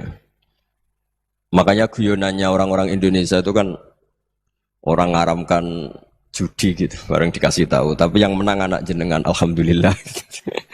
Ternyata ngaramkan itu karena ada anaknya. Kalau anaknya yang menang ya seneng. Meskipun itu guyonan, tapi saya punya padanan itu dalam kitab Hikam. Nabi Ibrahim itu Khalilur Rahman, tentu bencinya minta ampun sama yang namanya maksiat. Suatu saat beliau diterbangkan di alam malakut. Itu kalau di Hikam saya halaman 15 juga. Saya masih ingat betul. Mungkin kalau Anda beda halaman karena beda cetakan. Atau enggak punya kitabnya. Atau punya tapi tidak bisa baca. Nah itu jadi berbagai kemungkinan. Atau punya tidak bisa baca tapi dianggap jimat. Atau digo pencitraan. Banyak itu kaji-kaji tidak bisa baca kitab tapi di ruang tamunya kitabnya besar-besar. Pencitraan itu. Tapi ya bagus lah, enggak apa-apa untuk syiar. Setelah diterbangkan di alam malakut, diperlihatkan sama Allah. Ada orang pezina, ada orang syaribul khomri, ada orang mabuk, ada orang macam-macam. Allah tanya sama Nabi Ibrahim, bagaimana pendapat kamu Ibrahim tentang mereka yang maksiat? Kata Nabi Ibrahim, ya Allah habisi saja mereka. Mereka hidup di bumi engkau, makan rezeki engkau, kemudian mereka tidak taat sama engkau. Singkat cerita di fase itu, saya ulang lagi di fase itu, Allah nurutin. Sampai sekian peristiwa, mungkin 3 atau 4. Sudah, setelah sekian tahun Nabi Ibrahim lupa peristiwa itu, kemudian beliau diminta menyembelih anaknya. Ini versi kitab Hikam. Memang versinya banyak tentang kenapa Nabi Ibrahim disuruh menyembelih anaknya. Ketika mau menyembelih anaknya, Nabi Ibrahim ragu. Huwa samratu fuadi. Anak saya ini buah hati saya, kenapa engkau suruh menyembelih? Terus kata Allah, apa kamu tidak ingat ketika kamu saya angkat di alam malakut, kemudian kamu usul bunuh-bunuh, saya tidak mempertimbangkan usul Anda, tapi kenapa sekarang saya merintahkan kamu mikir? Gitu. Terus, ya karena ini anak saya ya Allah. Terus kata Allah, rumang samu wong sumpukon mata ini gak gawean kau sing gawe kowe enak wae usul mata ini. Jadi sebenarnya saya yang bikin, kemudian Anda enak aja usul membunuh. Semenjak itu Nabi Ibrahim itu di eranya itu asfaqun nas, orang paling sayang sama manusia. Karena kadang kita keras itu ya kebetulan itu udah anak kita, udah keluarga kita. Cara orang Jawa itu kan gitu ya, kalau ada perempuan terus macak yang macam-macam pakai sepeda motor cowok terus wah itu luput suwuk, semoga-moga gini. Tapi setelah dikasih tahu, niku ponakane jenengan, semoga-moga selamat. Jadi jangan-jangan kemarin ahlil ma'asi itu kebetulan itu tidak keluarga kita. Kalau keluarga kita yang pernah salah pada kita, semangat kita mintakan maaf. Jangan-jangan kita didikte hukum sosial gitu. Jadi orang yang salah, kebetulan itu orang yang menservis kita. Atau keluarga kita, atau orang dekat kita. Jangan-jangan semangat kita mintakan ampun. Tapi kalau sama orang lain, kebetulan musuh kita semangatnya minta itu kena adab. Nah ini yang nggak boleh dalam Islam. Islam mengajarkan niru Rasulullah SAW, Nabi itu rahmatal lil alamin. Bahkan kemarin saya ngaji virtual sama beberapa habaib, ada Habib Ali Al-Jufri dari Mesir, ada Habib Alwi dari Kuitang, ada Habib Nabil Al-Musawa. Dari sekian habaib itu saya masih ingat diantaranya yang didawuhkan rahmatan lil alamin itu ketika Nabi adahu kaumuh, disakiti oleh kaumnya, dan itu mereka masih kafir semua. Itu mereka dapat doanya Nabi, Allah mahdi qaumi fa innahum la ya'lamun. Kayak apa baiknya Nabi, orang yang menyakiti, yang melukai, tapi Nabi masih berdoa, Allah mahdi qaumi fa innahum la ya'lamun. Sayyidina Umar dapat doanya Nabi itu ya khina kana kafiran, ketika masih kafir didoakan. Allahumma aizzal Islam bi Umar. Itu ketika masih kafir. Itu pelajaran bagi kita bahwa yang sedang tidak cocok pun itu berdapat doa kita.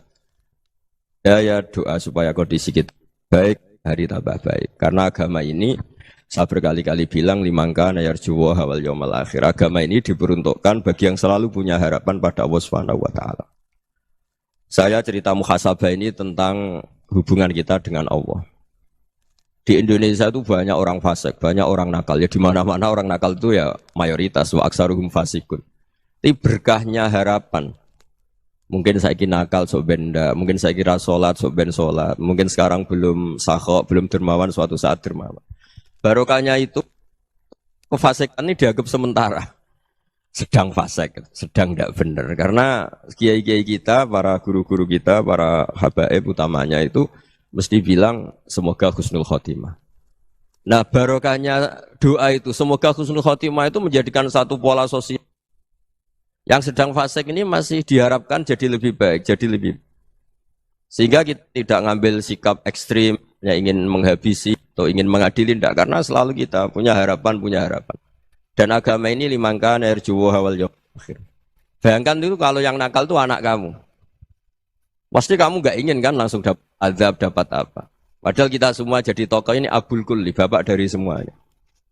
Sehingga ketika Rasulullah SAW jalan-jalan kemudian melihat perempuan sedang menyalakan api. Kalau apinya mati ditiup, anaknya dijauhkan. Nanti kalau sudah jauh dari api, anaknya digendong lagi. Terus kata Rasulullah, matur ke semua sahabat, Aro'aitum anna hadih tarihatan waladaha alan nar. Apa kamu berpendapat bahwa perempuan ini akan melemparkan anaknya ke neraka? Ndak ya Rasulullah. Tidak akan seorang ibu melemparkan anaknya ke api. Terus kata Rasulullah, Allahu arhamu min hadih biwaladiha. Allah lebih rahman, lebih rahim dibanding orang tua ini kepada anaknya. Ini yang harus kita kenalkan terus, kita kampanyakan terus. Supaya orang hubungannya dengan Allah itu nyaman, asik. Sehingga dengan demikian selalu ada harapan bahwa yang sedang nakal ini suatu saat tobat. Kita tidak boleh menghukumi pasti begini, pasti gini. Itu tidak wilayah kita. Itu juga yang dicontohkan Rasulullah SAW. Secara lahir Nabi itu nggak berkenan sama Wahsy, karena Wahsy itu salahnya salah fatal karena membunuh ahabban nasi ila Rasulillah, yaitu membunuh Sayyid Hamzah. Jadi ketika Wahsy tobat, Nabi itu nerima tobatnya. Dan ketika beliau dengan basariyahnya agak siap ketemu Wahsy karena harus ingat Sayyid Hamzah, basariyahnya diturutin. Oke, kamu iman, saya turutin, tapi jangan sering ketemu saya. Karena kalau ketemu kamu, saya masih ingat sama paman saya, Sayyid Hamzah. Kita bisa ngelola seperti itu. Kita tidak cocok sama orang, bagaimanapun mereka umat Rasulullah SAW, kita tetap mencintai mereka. Misalnya kalau beda agama, mereka sama-sama orang Indonesia, kita mencintai mereka atas nama warga Indonesia.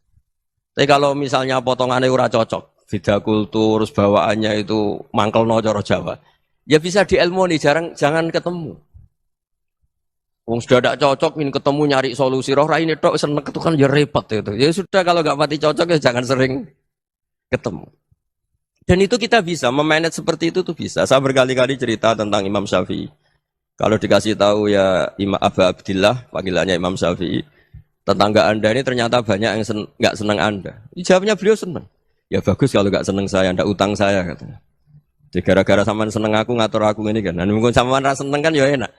Jadi hidup itu dianggap happy. Kalau seneng ya teman silaturahim, kalau nggak seneng ya nggak bakal utang gitu. Baru kaya seneng itu nggak ganggu. Gitu. Jadi dulu itu orang bisa ngelola seneng nggak seneng itu bisa.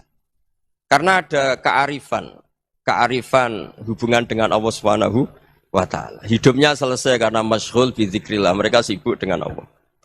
Makanya kata ulama-ulama tasawuf, kamu jangan melihat manusia perilakunya, tapi kamu juga harus ingat yang gerakkan semua itu Allah Subhanahu wa Ta'ala. Dengan demikian kita farah, kita senang. Makanya Nabi kalau ngutus Anas bin Malik kemudian enggak kesampaian yang diinginkan karena Anas main, ketika garwa-garwani Nabi agak tersinggung, Nabi andaikan Allah menghendaki yang saya inginkan kesampaian, pasti itu kesampaian. Jadi dianggap kegagalan Anas enggak manggil yang dituju Nabi itu ya kersane Allah, ya enteng saja. Sayyidina Ali lebih parah lagi yang dialamin. Itu dalam-dalam beliau kalau dipanggil itu enggak cepat-cepat ke sana. Ketika ditanya, kenapa kamu tak panggil gak cepat ke saya? Amin tu ukubatak. Karena aku tahu kau orang baik. Orang baik itu pemaaf. Jadi makanya orang-orang soleh dulu itu bodoni itu. Makanya sekarang kalau ada orang bodoni itu mesti bidik orang soleh. Kalau orang-orang soleh itu kakean husnudzon akhirnya sering dibodonin. Abdul bin Umar itu masyhur itu. Kalau ada budaknya sering sholat, sergap sholat itu dimerdekakan. Akhirnya enggak sholat pun pura-pura sholat. Akhirnya juga dimerdekakan. Ketika ditanya, kenapa engkau merdekakan? Padahal mereka sholatnya menipu engkau, kata pembisik-pembisik itu. Man khoda'ana lillah in khoda'na lah. Dia nipu atas nama Allah, berarti saat tertipu juga atas nama Allah. Enggak masalah dong, semuanya demi Allah Subhanahu wa Ta'ala. Mensifati Allah Ta'ala itu ghafir. Allah pemaaf. Jangan kamu enggak fair untuk diri kamu nyifati Allah ghafir, pada orang lain Allah kamu sifati syadidul iqab. Jadi Allah kamu atur, kayak MC tadi ngatur saya. Jadi Allah itu apa? Kalau pada saya ghafir, kalau pada musuh saya syadidul iqab. Itu tidak fair. Kalau Anda punya harapan kepada Allah karena Allah Rahman Rahim, Allah ghafir, sebenarnya Allah pada musuh kita ya bisa saja Allah ghafir, bisa saja Allah Rahman Rahim. Sehingga kita melihat orang lain yang kita tidak cocok itu ya enteng saja. Itu min ummati Rasulillah sing tanaluhu syafa'atu, tanaluhu sa'atu rahmati, tanaluhu fair. Jangan dengan kita kayak mesti dapat rahmat. Jangan orang lain kayak Allah pasti syadidul iqab. Itu tidak boleh. Sehingga ketika ada orang Badui, singkat cerita orang Badui ini kencing di masjid. Semua sahabat membentak dia. Yang enggak bentak hanya Nabi tok. Saking mangkalnya orang ini karena semua sahabat bentak kecuali Nabi. Setelah dibenarin Nabi, terus Nabi nyuruh sabbu ali dhanuban min ma'in. Setelah disucikan masjid itu, dia berdoa keras sekali. Allahumma arhamni wa Muhammadan wa la tarham ma'ana ahadan.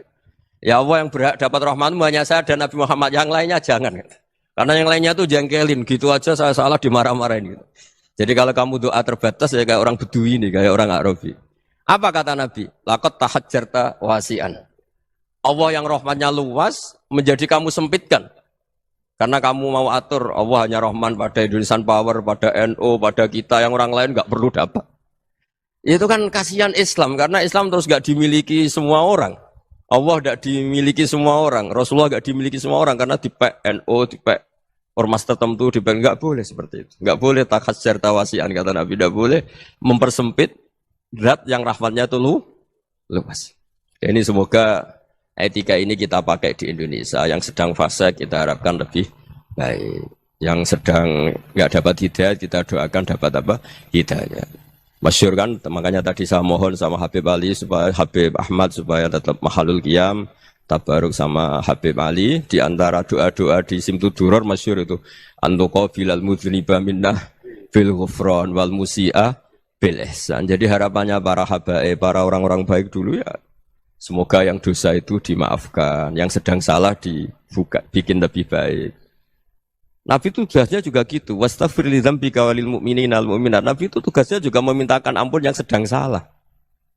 Nah ini cobalah jadi etika kita, muhasabah kita. Jadi muhasabah itu cara berpikir kita set, kita pikir ulang. Ternyata semangatnya seorang nabi itu wastaghfir li dzambika walil mu'minat. Semangatnya itu memintakan ampun. Orang ahli tafsir tahu semua kalau nabi itu tidak mungkin dosa. Jadi itu khitabun lin nabi wa urida bihi ummatu, itu khitab nabi, tapi yang dimaksud itu umatnya karena nabi tidak akan mengalami dzambun, tidak akan mengalami dosa.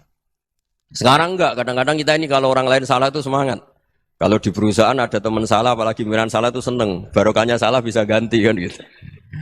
Jadi kalau mungkin di dunia tokoh juga gitu, barokahnya ada tokoh salah, kita yang jadi populer sendiri, tidak boleh seperti itu. Kita harus salimus sodri di jami'il muslimin. Jadi ini harus dilatih. Saya tadi matur sama Habib Ahmad, latihan kita jadi hidup. Nabi itu kalau resep jadi wali itu kata Nabi gampang. Kata Nabi kalau kamu ingin disenangin Allah, ya sudah. Kalau kamu asbahta, amseta gini-gini, perasaan kamu kata Nabi, jangan punya perasaan ghil sama orang muslimin. Itu sudah wadzalika min sunnati. Makanya Nabi ngendikan la yablughni ahadun an ahadin syai'an. Ada yang baca la yuballighni ahadun an ahadin syai'an. Seseorang jangan melaporkan ke saya tentang salahnya yang lain. Fa inni akhruju ilaikum wa ana salimus sodri. Karena saya ingin ketemu sampean semua dalam keadaan salimus sodri, tidak punya perasaan apa-apa. Karena kalau nurutin membisik, nurutin informasi itu ya repot. Karena orang pasti sepihak. Ada kiai yang top, datang ke kampung-kampung ning desa-desa. Kata yang seneng itu punya akhlak. Wah itu bagus orang besar datang ke kampung-kampung. Kata yang enggak seneng, wah itu jobnya kiai kecil kok diambil, itu kan ya kasihan itu kan sudut pandang.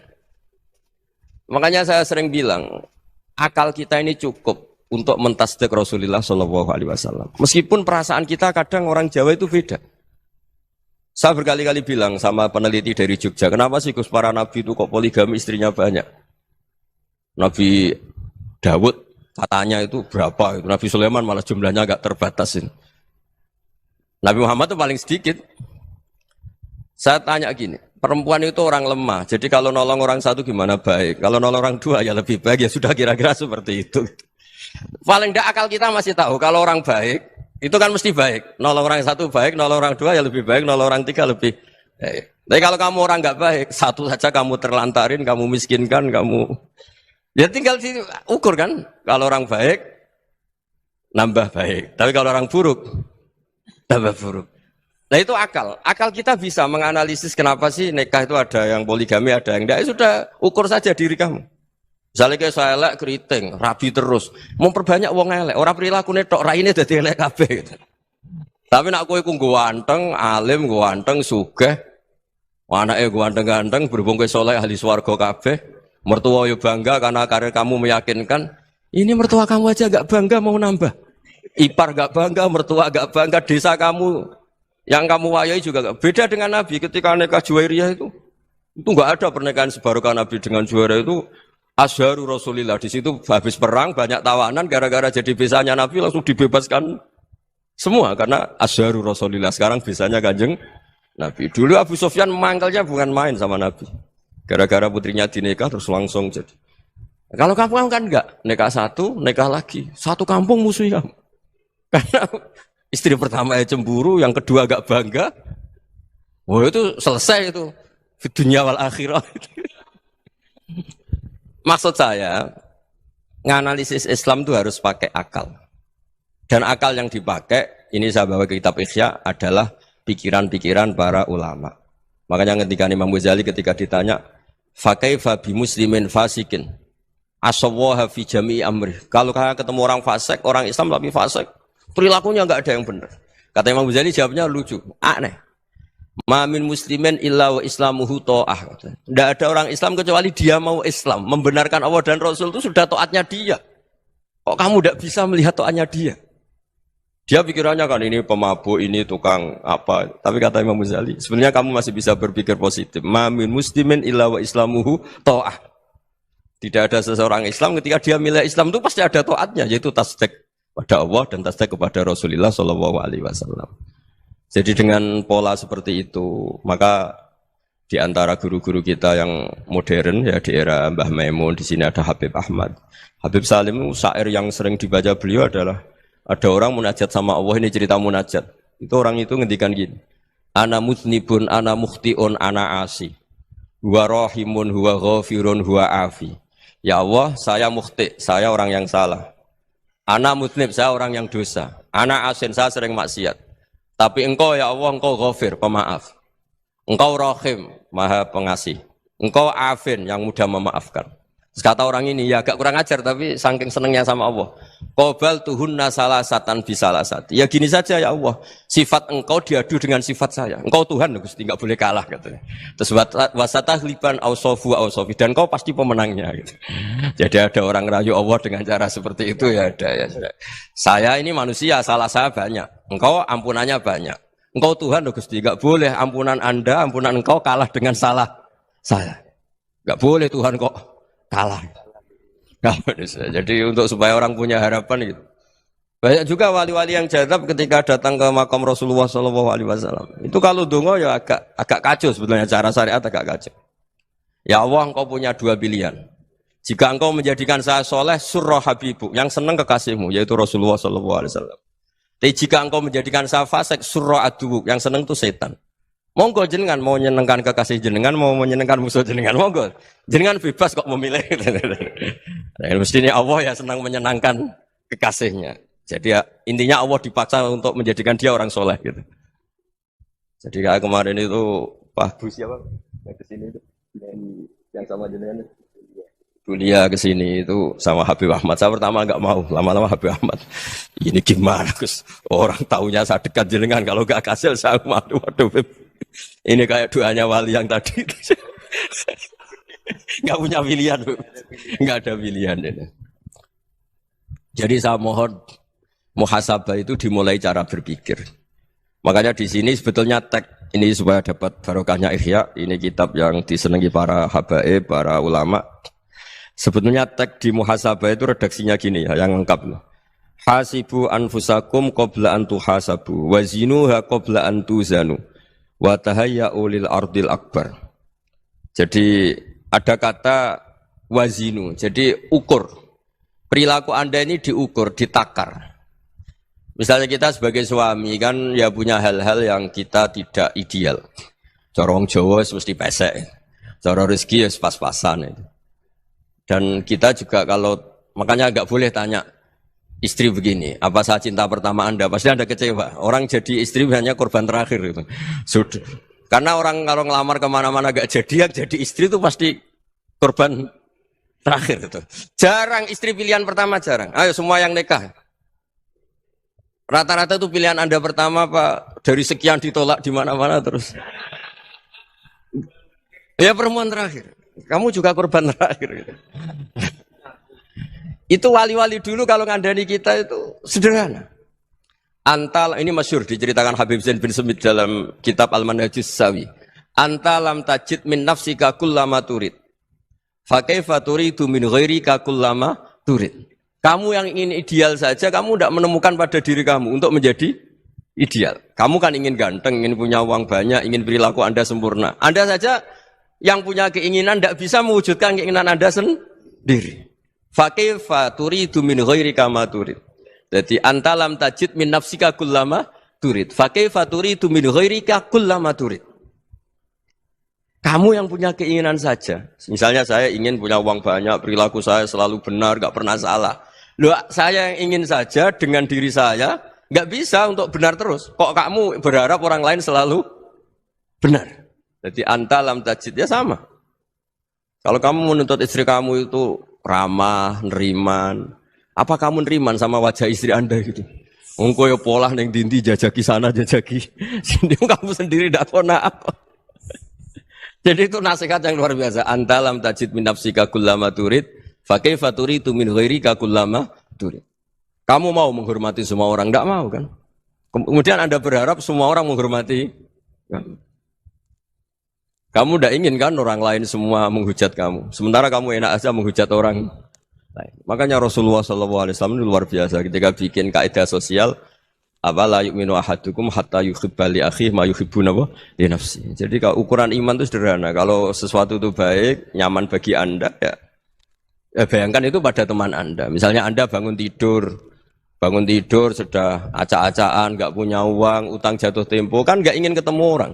Ya kamu jangan bertamu ke jenis ini karena dengan kamu yang alami juga enggak siap ketemu orang. Makanya ada Habib Alim itu dilapuri sama seseorang. Beb, dulu teman saya itu ketika saya kaya itu sering main ke saya. Setelah saya miskin, mereka tidak main ke saya. Kata Habib itu bagus, sunahul begitu itu bagus.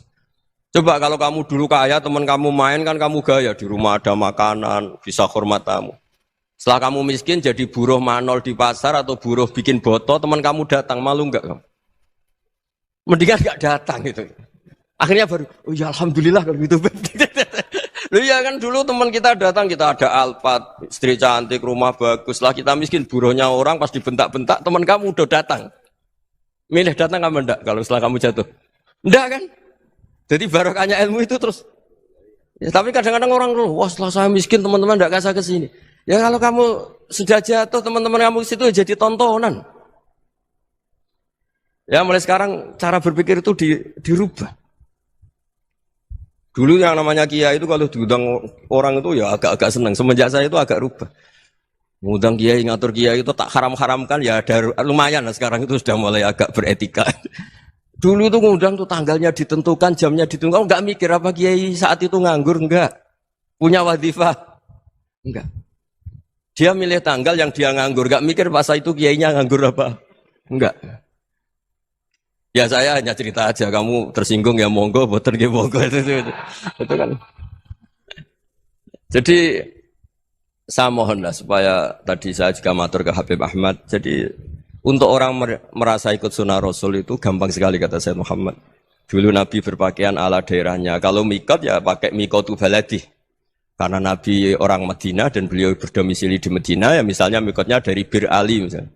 Tapi kalau Anda orang kawasan Tanim mau umrah ya dari Tanim. Misalnya kawasan Jirona ya dari Jirona. Artinya apa? Kamu ngambil mikot karena Nabi mikot misalnya dari Bir Ali. Bukan berarti kamu harus seperti Nabi di Bir Ali. Kamu orang Mekah misalnya. Kamu orang Tanim. Orang dia harus dari mikot itu apa? Baladi.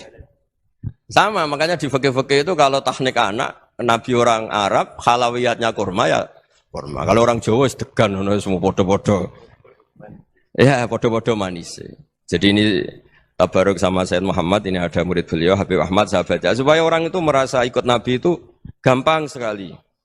Ini saya baca ya di halaman, tadi disaksikan Habib Ahmad, 433 di kitab, apa ini? Manhajus Salaf fi Fahmin Nusus. Itu kata Sayyid Muhammad, wa kanat sunnatu Rasulillah annahu yat'amu ma yajiduhu fi ardi, wa yalbasu ma yajidu, wa yarkabu ma yajidu, mimma abahu wa ta'ala. Faman istamala ma yajidu fi ardi fa huwa al-muttabi' lis-sunnah. Kama annahu hajjal baita min madinati. Faman hajjal baita min madinati nafsi fa huwa al-muttabi' lis-sunnah. Wa illam takun hadhil madinatu tilka. Jadi intinya misalnya Nabi dulu itu ngasih sedekah kepada fakir miskin ya pakai dinar, dirham. Ya kalau orang misalnya sedekah pakai rupiah ya sudah ikut sunnah Nabi. Jangan Nabi pakai dinar loh, kamu kok pakai rupiah. Dulu dinarnya Nabi udah ada tulisannya Bank Indonesia, kamu ada tulisannya Bank. Ya tidak ada seperti itu. Ya jadi misalnya Nabi sedekah pakai tamar atau pakai al-aqid, ya kita pakai beras, pakai apa. Supaya orang tuh bahwa Rasulullah itu milik kafatal linnas, milik semuanya. Sehingga merasa ikut sunnah Nabi itu ya semuanya. Makanya dulu Mbah Mun kalau motivasi saya supaya bombong, kalau orang Jawa bilang bombong. Wong Jawa itu mesti ono wong alim. Beliau menyontohkan Mas itu Mbah Fadol, Senori, Mbah Ihsan Jambes. Itu bisa ngarang-ngarang kitab luar biasa. Padahal beliau bukan orang Arab. Imam Sibawai itu orang Persia. Imam Ghazali orang Tus itu juga ikut Persia. Kata Imam Mun, wong sing ora Arab lah mesti untuk jatah alim kata beliau. Karena Nabi itu diutus kafatal linnas. Nanti kalau orang yang alim itu Arab tok, berarti tidak ada perwakilan dari Afrika, dari Asia Tenggara, dari mana-mana. Makanya karena Nabi statusnya itu kafatal linnas. Jadi kita harus bangga sebagai Muslim, sebagai orang Indonesia karena misalnya Wali Kutub dulu terkenalnya hanya ada di Yaman, di mana. Ternyata pernah ada juga di Indonesia dan seperti Habib Abu Bakar Segaf Gresik. Jadi ya artinya kan tetap orang Indonesia meskipun beliau zuriyah Rasul kan ya sudah orang apa? Orang Indonesia. Zuriyahnya Habib Ali Simtuduror sekarang di Solo. Jadi Indonesia juga dapat alawin banyak dari Sadatin al-Alawin juga banyak. Jadi saya mohon barokahnya ngaji seperti ini. Melihat orang lain tuh gampang, bayangkan tuh kalau anak kamu. Makanya Nabi, nanti kalau nggak percaya lihat di Hikam nomor 15 di kitab saya itu. Di situ dijelaskan oleh Hikam, jangan-jangan semangat Anda pada orang yang maksiat, pada orang yang keliru supaya dihukum itu karena kebetulan itu udah anak Anda, itu udah keluarga Anda. Coba kalau itu keluarga. Makanya kalau saya guyonan di Jogja itu, ada pembantu mecahkan piring terus dimarahi majikannya. Saya mesti guyon gitu, pasti itu pembantunya tidak cantik. Kok bisa Gus? Andekan cantik dan kamu senang mecahno piring satu, piring sewu ora iso ngamuk kowe. Ternyata ngamuknya itu karena mecahkan piring apa karena plus tidak cantik? Coba jawab para lelaki ini. Kamu marah sama orang maksiat tuh karena maksiat karena plus itu udah anak Anda. Bayangkan kalau itu anak Anda. Itu hebatnya Rasulullah SAW karena kita yang salah pun kadung umatnya. Nabi tetap ngasih fasilitas syafaati li ahlil kabair min ummati. Kayak apa baiknya Nabi? Nggak ikut maksiat tapi ikut fasilitasi ngasih syafaat. Loh kalau li ahlil ibadah kan wajar. Nabi ketika ini syafaati li ahlil kabair min ummati. Ya karena tadi logika yang dibangun Rasulullah itu logika yang luar biasa. Kita semangat orang lain kena hukuman itu karena kita tidak punya ra'fah, tidak punya rahmah. Coba kalau Rasulullah yang bil mu'minina ra'ufur rahim, semangatnya itu mendoakan supaya tobat, mendoakan diampuni. Dan itu juga yang diperintahkan oleh Allah Subhanahu wa taala, wastaghfir li dzambika walil mu'minina wal mu'minat. Ya semoga barokahnya ngaji ini, barokahnya Habib Ahmad, barokahnya Maulid Simtuduror, barokahnya semua kitab madaih tiba berjanji semuanya, barokahnya Ikhya, barokahnya Said Muhammad, barokahnya guru kita semua Mbah Maimun, bapak saya. Kita ini ngikuti manhaj, ya, ngikuti apa? Manhaj. Saya sering didhawuhi Mbah Mun, kenapa ihdinas siratal mustaqim bukan siratoka, bukan jalan engkau ya Allah, karena Allah itu enggak bisa kamu tiru. Allah itu tidak tidur, tidak makan, tidak kesel, tidak capek. Yang bisa ditiru itu siratal ladzina an'amta alaihim. Yang bisa ditiru manusia ya niru manusia. Karena Allah itu tidak bisa ditiru, makanya ihdinas siratal mustaqim siratal ladzina. Dan niru siapa? Niru guru-guru kita. Termasuk niru cara pandang. Jadi misalnya ada orang awam di rumah itu hanya delok reng, delok tikus liwat, itu kan kayak nganggur. Kok ora tahajud malah mendelok reng. Melihatnya jangan gitu. Huwa tarokal ma'asiyah. Dia di rumahnya tidak dugem, tidak kemana-mana. Dia berarti malam itu tarkul ma'asi. Tidak nyopet, tidak garong, tidak ke tempat maksiat.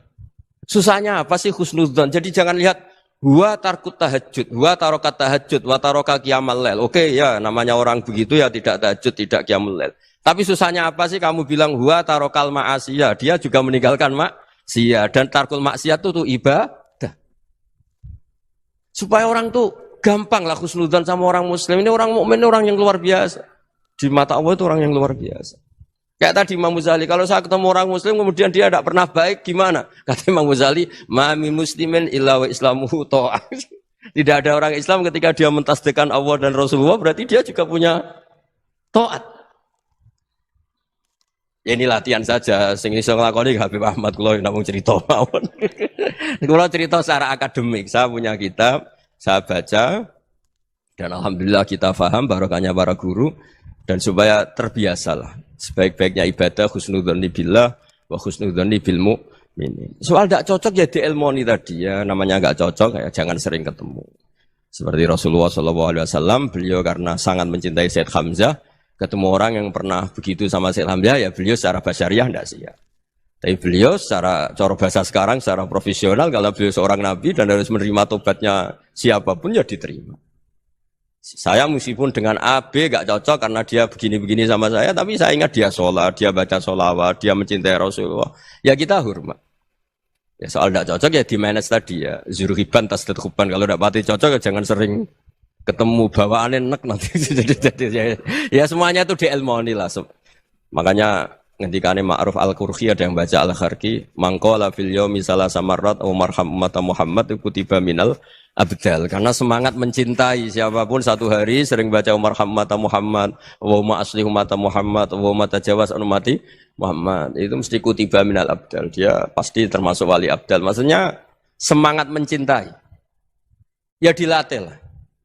Misalnya Indonesia Power atau PLN. Andai kan tidak ada PLN itu kayak apa? Orang nggak bisa ngaji, tidak bisa aktivitas, ya barokahnya ada PLN, barokahnya jasanya. Kita sadar, tidak semua kebaikan kita ini memenuhi keinginan orang banyak. Gitu. Orang banyak ingin listrik, ingin saluran apa, dan itu kadang yang mewujudkan orang lain atau kelompok lain. Ya karena itu manfaat ke orang lain ya kita doakan. Karena khairun nas anfa'uhum linnas. Sehingga kita terbiasalah ngakui orang lain. Seperti semangatnya Rasulullah SAW, semuanya itu didoakan, semuanya diinginkan kebaikannya. Bahkan Nabi gak putus asa sampai di akhirat. Ketika Nabi lain sudah putus asa karena sudah akhirat. Sampai dimintai syafaat semuanya bilang nafsi, nafsi. Karena merasa semuanya enggak punya nyali di depan Allah. Karena ini sudah akhirat, sudah finish. Tapi apa Rasulullah? Analah. Ya sudah, saya sanggup mensyafaati kalian. Terus kata Nabi, fa'atiyal arsya. Saya mendatangi aras, fa'akhiru lahu sajidan, saya sujud. Wa ahmaduhu bimahamida allamaniha rabbi. Kemudian saya tetap muji Allah. Dengan pujian yang terus menerus. Padahal sudah di akhirat, sudah finish. Nabi dimintai syafaat masih sanggup. Karena Nabi tahu, akhirat tidak bisa mendikte Allah. Tidak bisa Allah terus bilang, ya Allah ini akhirat loh, engkau sudah tidak boleh mensyafaat. Tidak bisa. Allah tidak bisa diganggu akhirat. Allah tidak boleh dibatalkan rahmannya oleh akhirat. Allah tetap rahman rahim abadal abad. Dan Nabi tahu itu. Makanya kata para ulama, fa Muhammadun ahmadu min ghairihi. Jadi Nabi Muhammad namanya dua, yang terkenal. Sebenarnya banyak yang terkenal dua, Muhammad sama Ahmad. Ketika Nabi punya nyali memuji Allah di akhirat atau sudah di akhirat, itu fa Muhammadun ahmadu min ghairihi. Ketika Nabi lain sudah tidak punya nyali muji Allah karena sudah akhirat, Nabi Muhammad tetap berani muji Allah di saat seperti itu. Makanya ahmadu di situ kata ulama itu af'al tafdil, fa Muhammadun ahmadu min ghairihi. Kanjeng Nabi lebih memuji Allah di saat yang Nabi lain sudah tidak punya nyali untuk muji Allah di saat itu. Makanya kata Nabi fa akhiru lahu sajidan wa ahmadhu bimahamida allamaniha rabbi. Akhirnya setelah lama gitu terus Allah ngendikan ya Muhammad irfa' ra'sak wasal tu'tah wasfa' tusyaffa. Sudah Muhammad angkat kepala kamu minta apa saat rutin dan kalau kamu ingin mensyafaati umatmu saya beri hak apa? Syafaat. Nah, semoga semangat itu juga menjadikan kita munajat bahwa rahmat Allah tidak terbatas, harapan juga tidak terbatas. Mungkin yang sedang nakal ya kita katakan sedang. Jangan terus kamu pastikan, wah ini mesti su'ul khotimah, mesti tidak orang baik.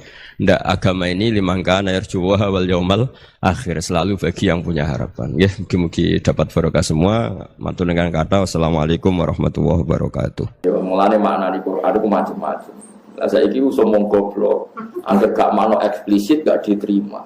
Ini udah eksplisit, makna dari mana ini? Qur'annya mana? Innalillahi wa inna ilaihi raji'un.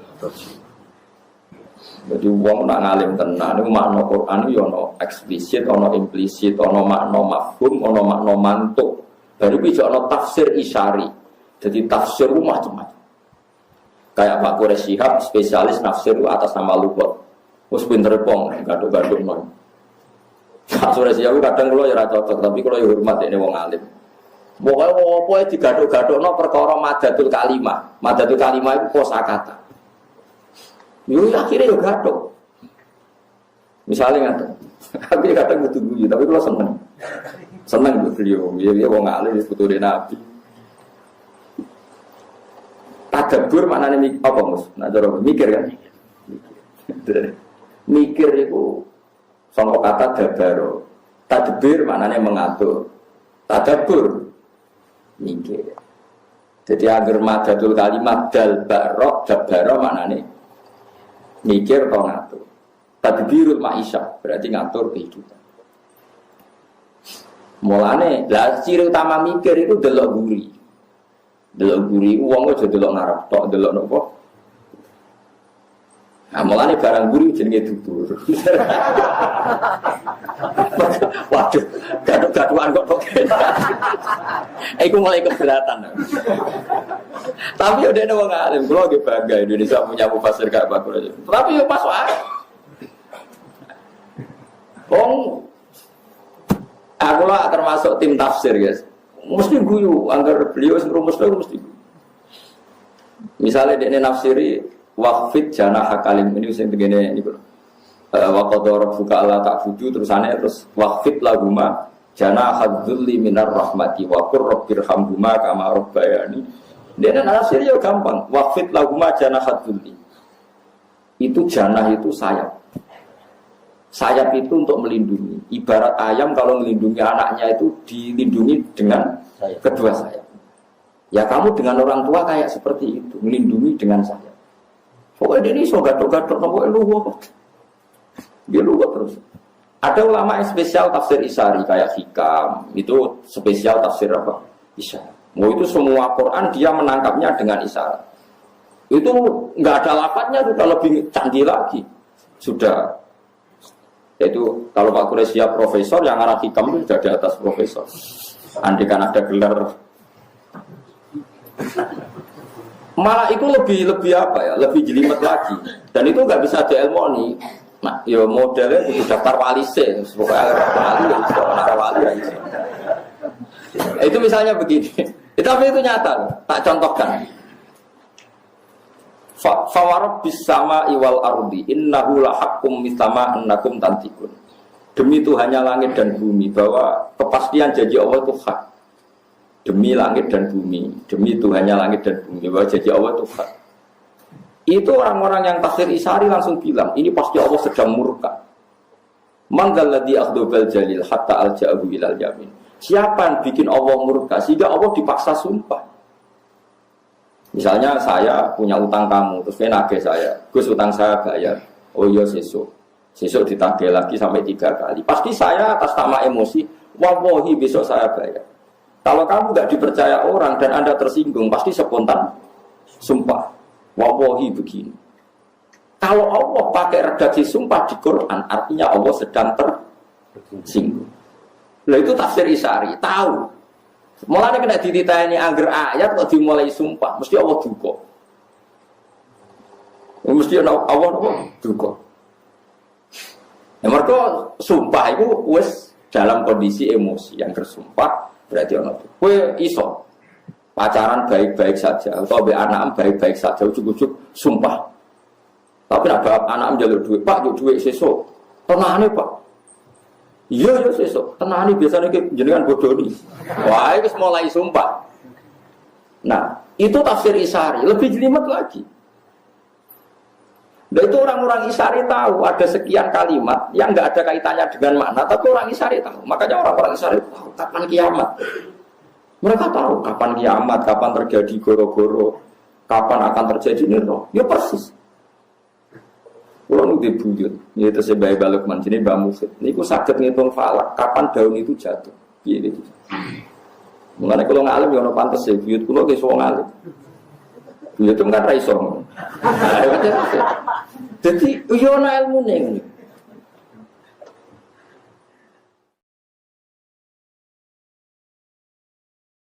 Makanya falak itu iso dihitung. Riyen wong ngitung falak ora ono astronomi ora ono teknologi ini, tapi sakit. Bahwa bumi itu begini, pola matahari begini, maka ini musim kemarau, ini upaya gerhana, lama gerhana sekian. Di sisi ini itu bisa karena itu tadi, mereka dengan isarinya itu bisa menangkap alam. Ya gue saya kira iso. Saya kira uang tafsir tekstual itu gegeri rakaruan. Nah, nerjemah Quran itu kangelan saya. Ono wong mubalek mau nganggo terjemah iku semlentene ra karuan zaman akhir. Ya Allah, ya Allah. Riyen mboten wong alim sampai roh tafsir Isari. Dan saya alhamdulillah Indonesia itu sekadar yang alim. Fatah sangat. Mulai sing punya gelar sampai yang tidak punya gelar itu banyak sekali. Dia paham gitu, terus tafsir Isari. Ada tafsir yang berdasar wakaf. Nah, itu kalau ada kitab kata. Dan saya termasuk mufassir yang setuju dengan teori tafsir itu pakai kotak itu wakaf. Wah itu kalau yang fanatik bisa solusi betul. Misalnya nggak kalau tonton enggak, sesuai nama niati ngaji man. Biye di antara keunggulan Quran balago itu nilai sastranya nopo tinggi. Misalnya kalau contoh nonton Yasin, misalnya sing gampang Yasin. Fala yahzunka qauluhum inna na'lamu ma yusirruna ma yulinu. Nah di mana nih kan? Fala yahzunka mongko aja nyusano ka ing sira Muhammad apa qauluhum pengucapane kufar. Muhammad kamu jangan dibuat risau oleh komentarnya orang kafir. Itu menurut orang-orang alim itu harusnya wakaf. Karena setelah itu tidak pengucapannya wong kafir, tidak perkataan orang kafir. Inna saat tamda insun Allah na'lamu ma yusirruna wa ma yulinu. Jika kalau antar orang alim niteni wong alim ora iku wakaf ta ora? Fala yazunka qauluhum inna na'lamu. Kalau kamu wasalkan kesane inna na'lamu pengucapannya wong kafir. Padahal inna na'lamu itu wis ngendikane Allah. Ada lagi misalnya tentang Zulaikha. Yang sampean dengar tentang Zulaikha gimana? Dia sangat menginginkan Yusuf mau berhubungan intim. Sepakat ya? Zulaikha-nya loh ya. Yusuf agak ingin, tapi karena bawaan manusia, tapi tidak sampai terlintas zina. Mau rawong ayu, setengah baya, blodor, jenenge wong lanang rodok kepikiran. Tapi ora terlintas zina. Mau kepeksaannya kepeksa, itu kayak Mustafa, rawong ayu itu serangaran niat zina, ya ora niat sahabat. Tapi jenenge wong lanang normal, ya kepengin. Itu andaikan kamu itu bisa.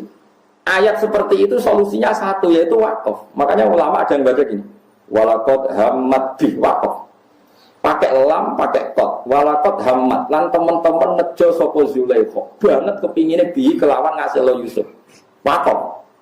Terus wa hamma biha laula arro'a burhana rabbi. Yusuf pun ingin andaikan tidak tahu burhana rabbi. Berarti mafhume piye? Yusuf biasa buat, tapi andaikan tidak tahu burhana rabbi. Berhubung tahu maka tidak. Nah tapi wong-wong macane Quran diabrak kae. Walaqad hammat bihi wa hamma biha laula itu cara kula krungu. Waduh. Kacau. Tapi masa wong semaan kon kaya kula kan kacau. Sedang sing nyemak kesel. Walaqad hammat bihi wa hamma biha. Wes kok rewangi ngono kok sing nyemak yo ora paham nek ngalim kan yo rugi. Apa yang ke ilmiah sing dianggap yo ora paham.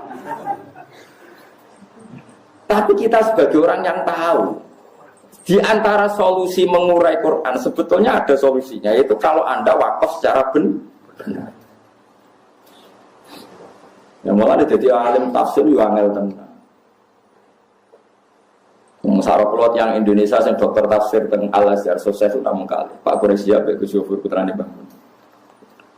Cara gue sekolah ora kasih. Ku yo angel tenang.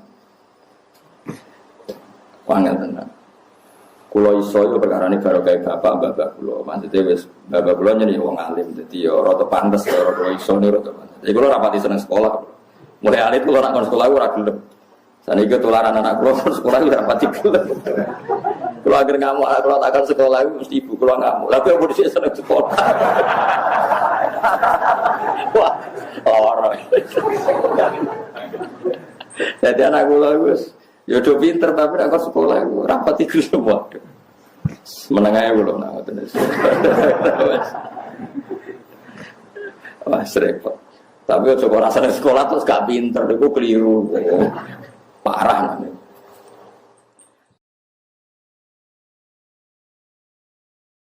Jadi pahami Quran itu saja nih diantara solusi ini itu wakaf. Jadi misalnya orang wong kok wakafnya dan walaqad hammat bih wakaf. Lawa hamma biha iku laula arro'a burhana nawa. Ketika Yusuf mulai terlintas seneng Zulaikha, ada gambarnya Nabi Yakub, Yusuf ditabuk. Barang ditabuk, manine Nabi Yusuf kejar-kejar liwat bijine Nabi Yusuf. Artinya meh kepikiran seneng Zulaikha lagi meh ditwabuk bapak. Lah kuwi ora ono sing nabok. Lah iku sing perkara. Dadi wong nak nabi wis kabundut telah adolah iku jek nyekseni anak. Roh anak ya ape maksiat ape ditabok. Padahal yo atuh Yusuf ning Mesir ape ning Kanaan. Lah kowe bapak 2 kilo wis ora. Ya alhamdulillah. Ya ora bisa isin ora nabi, ora boleh. Alhamdulillah sudah mendengarkan nasihat agama dari guru kita Gus Ba tercinta bersama channel Yuk Ngaji Gus Ba. Semoga berkah barokah untuk semuanya. Jangan lupa like, komen, dan subscribe. Sekian, terima kasih. Assalamualaikum warahmatullahi wabarakatuh.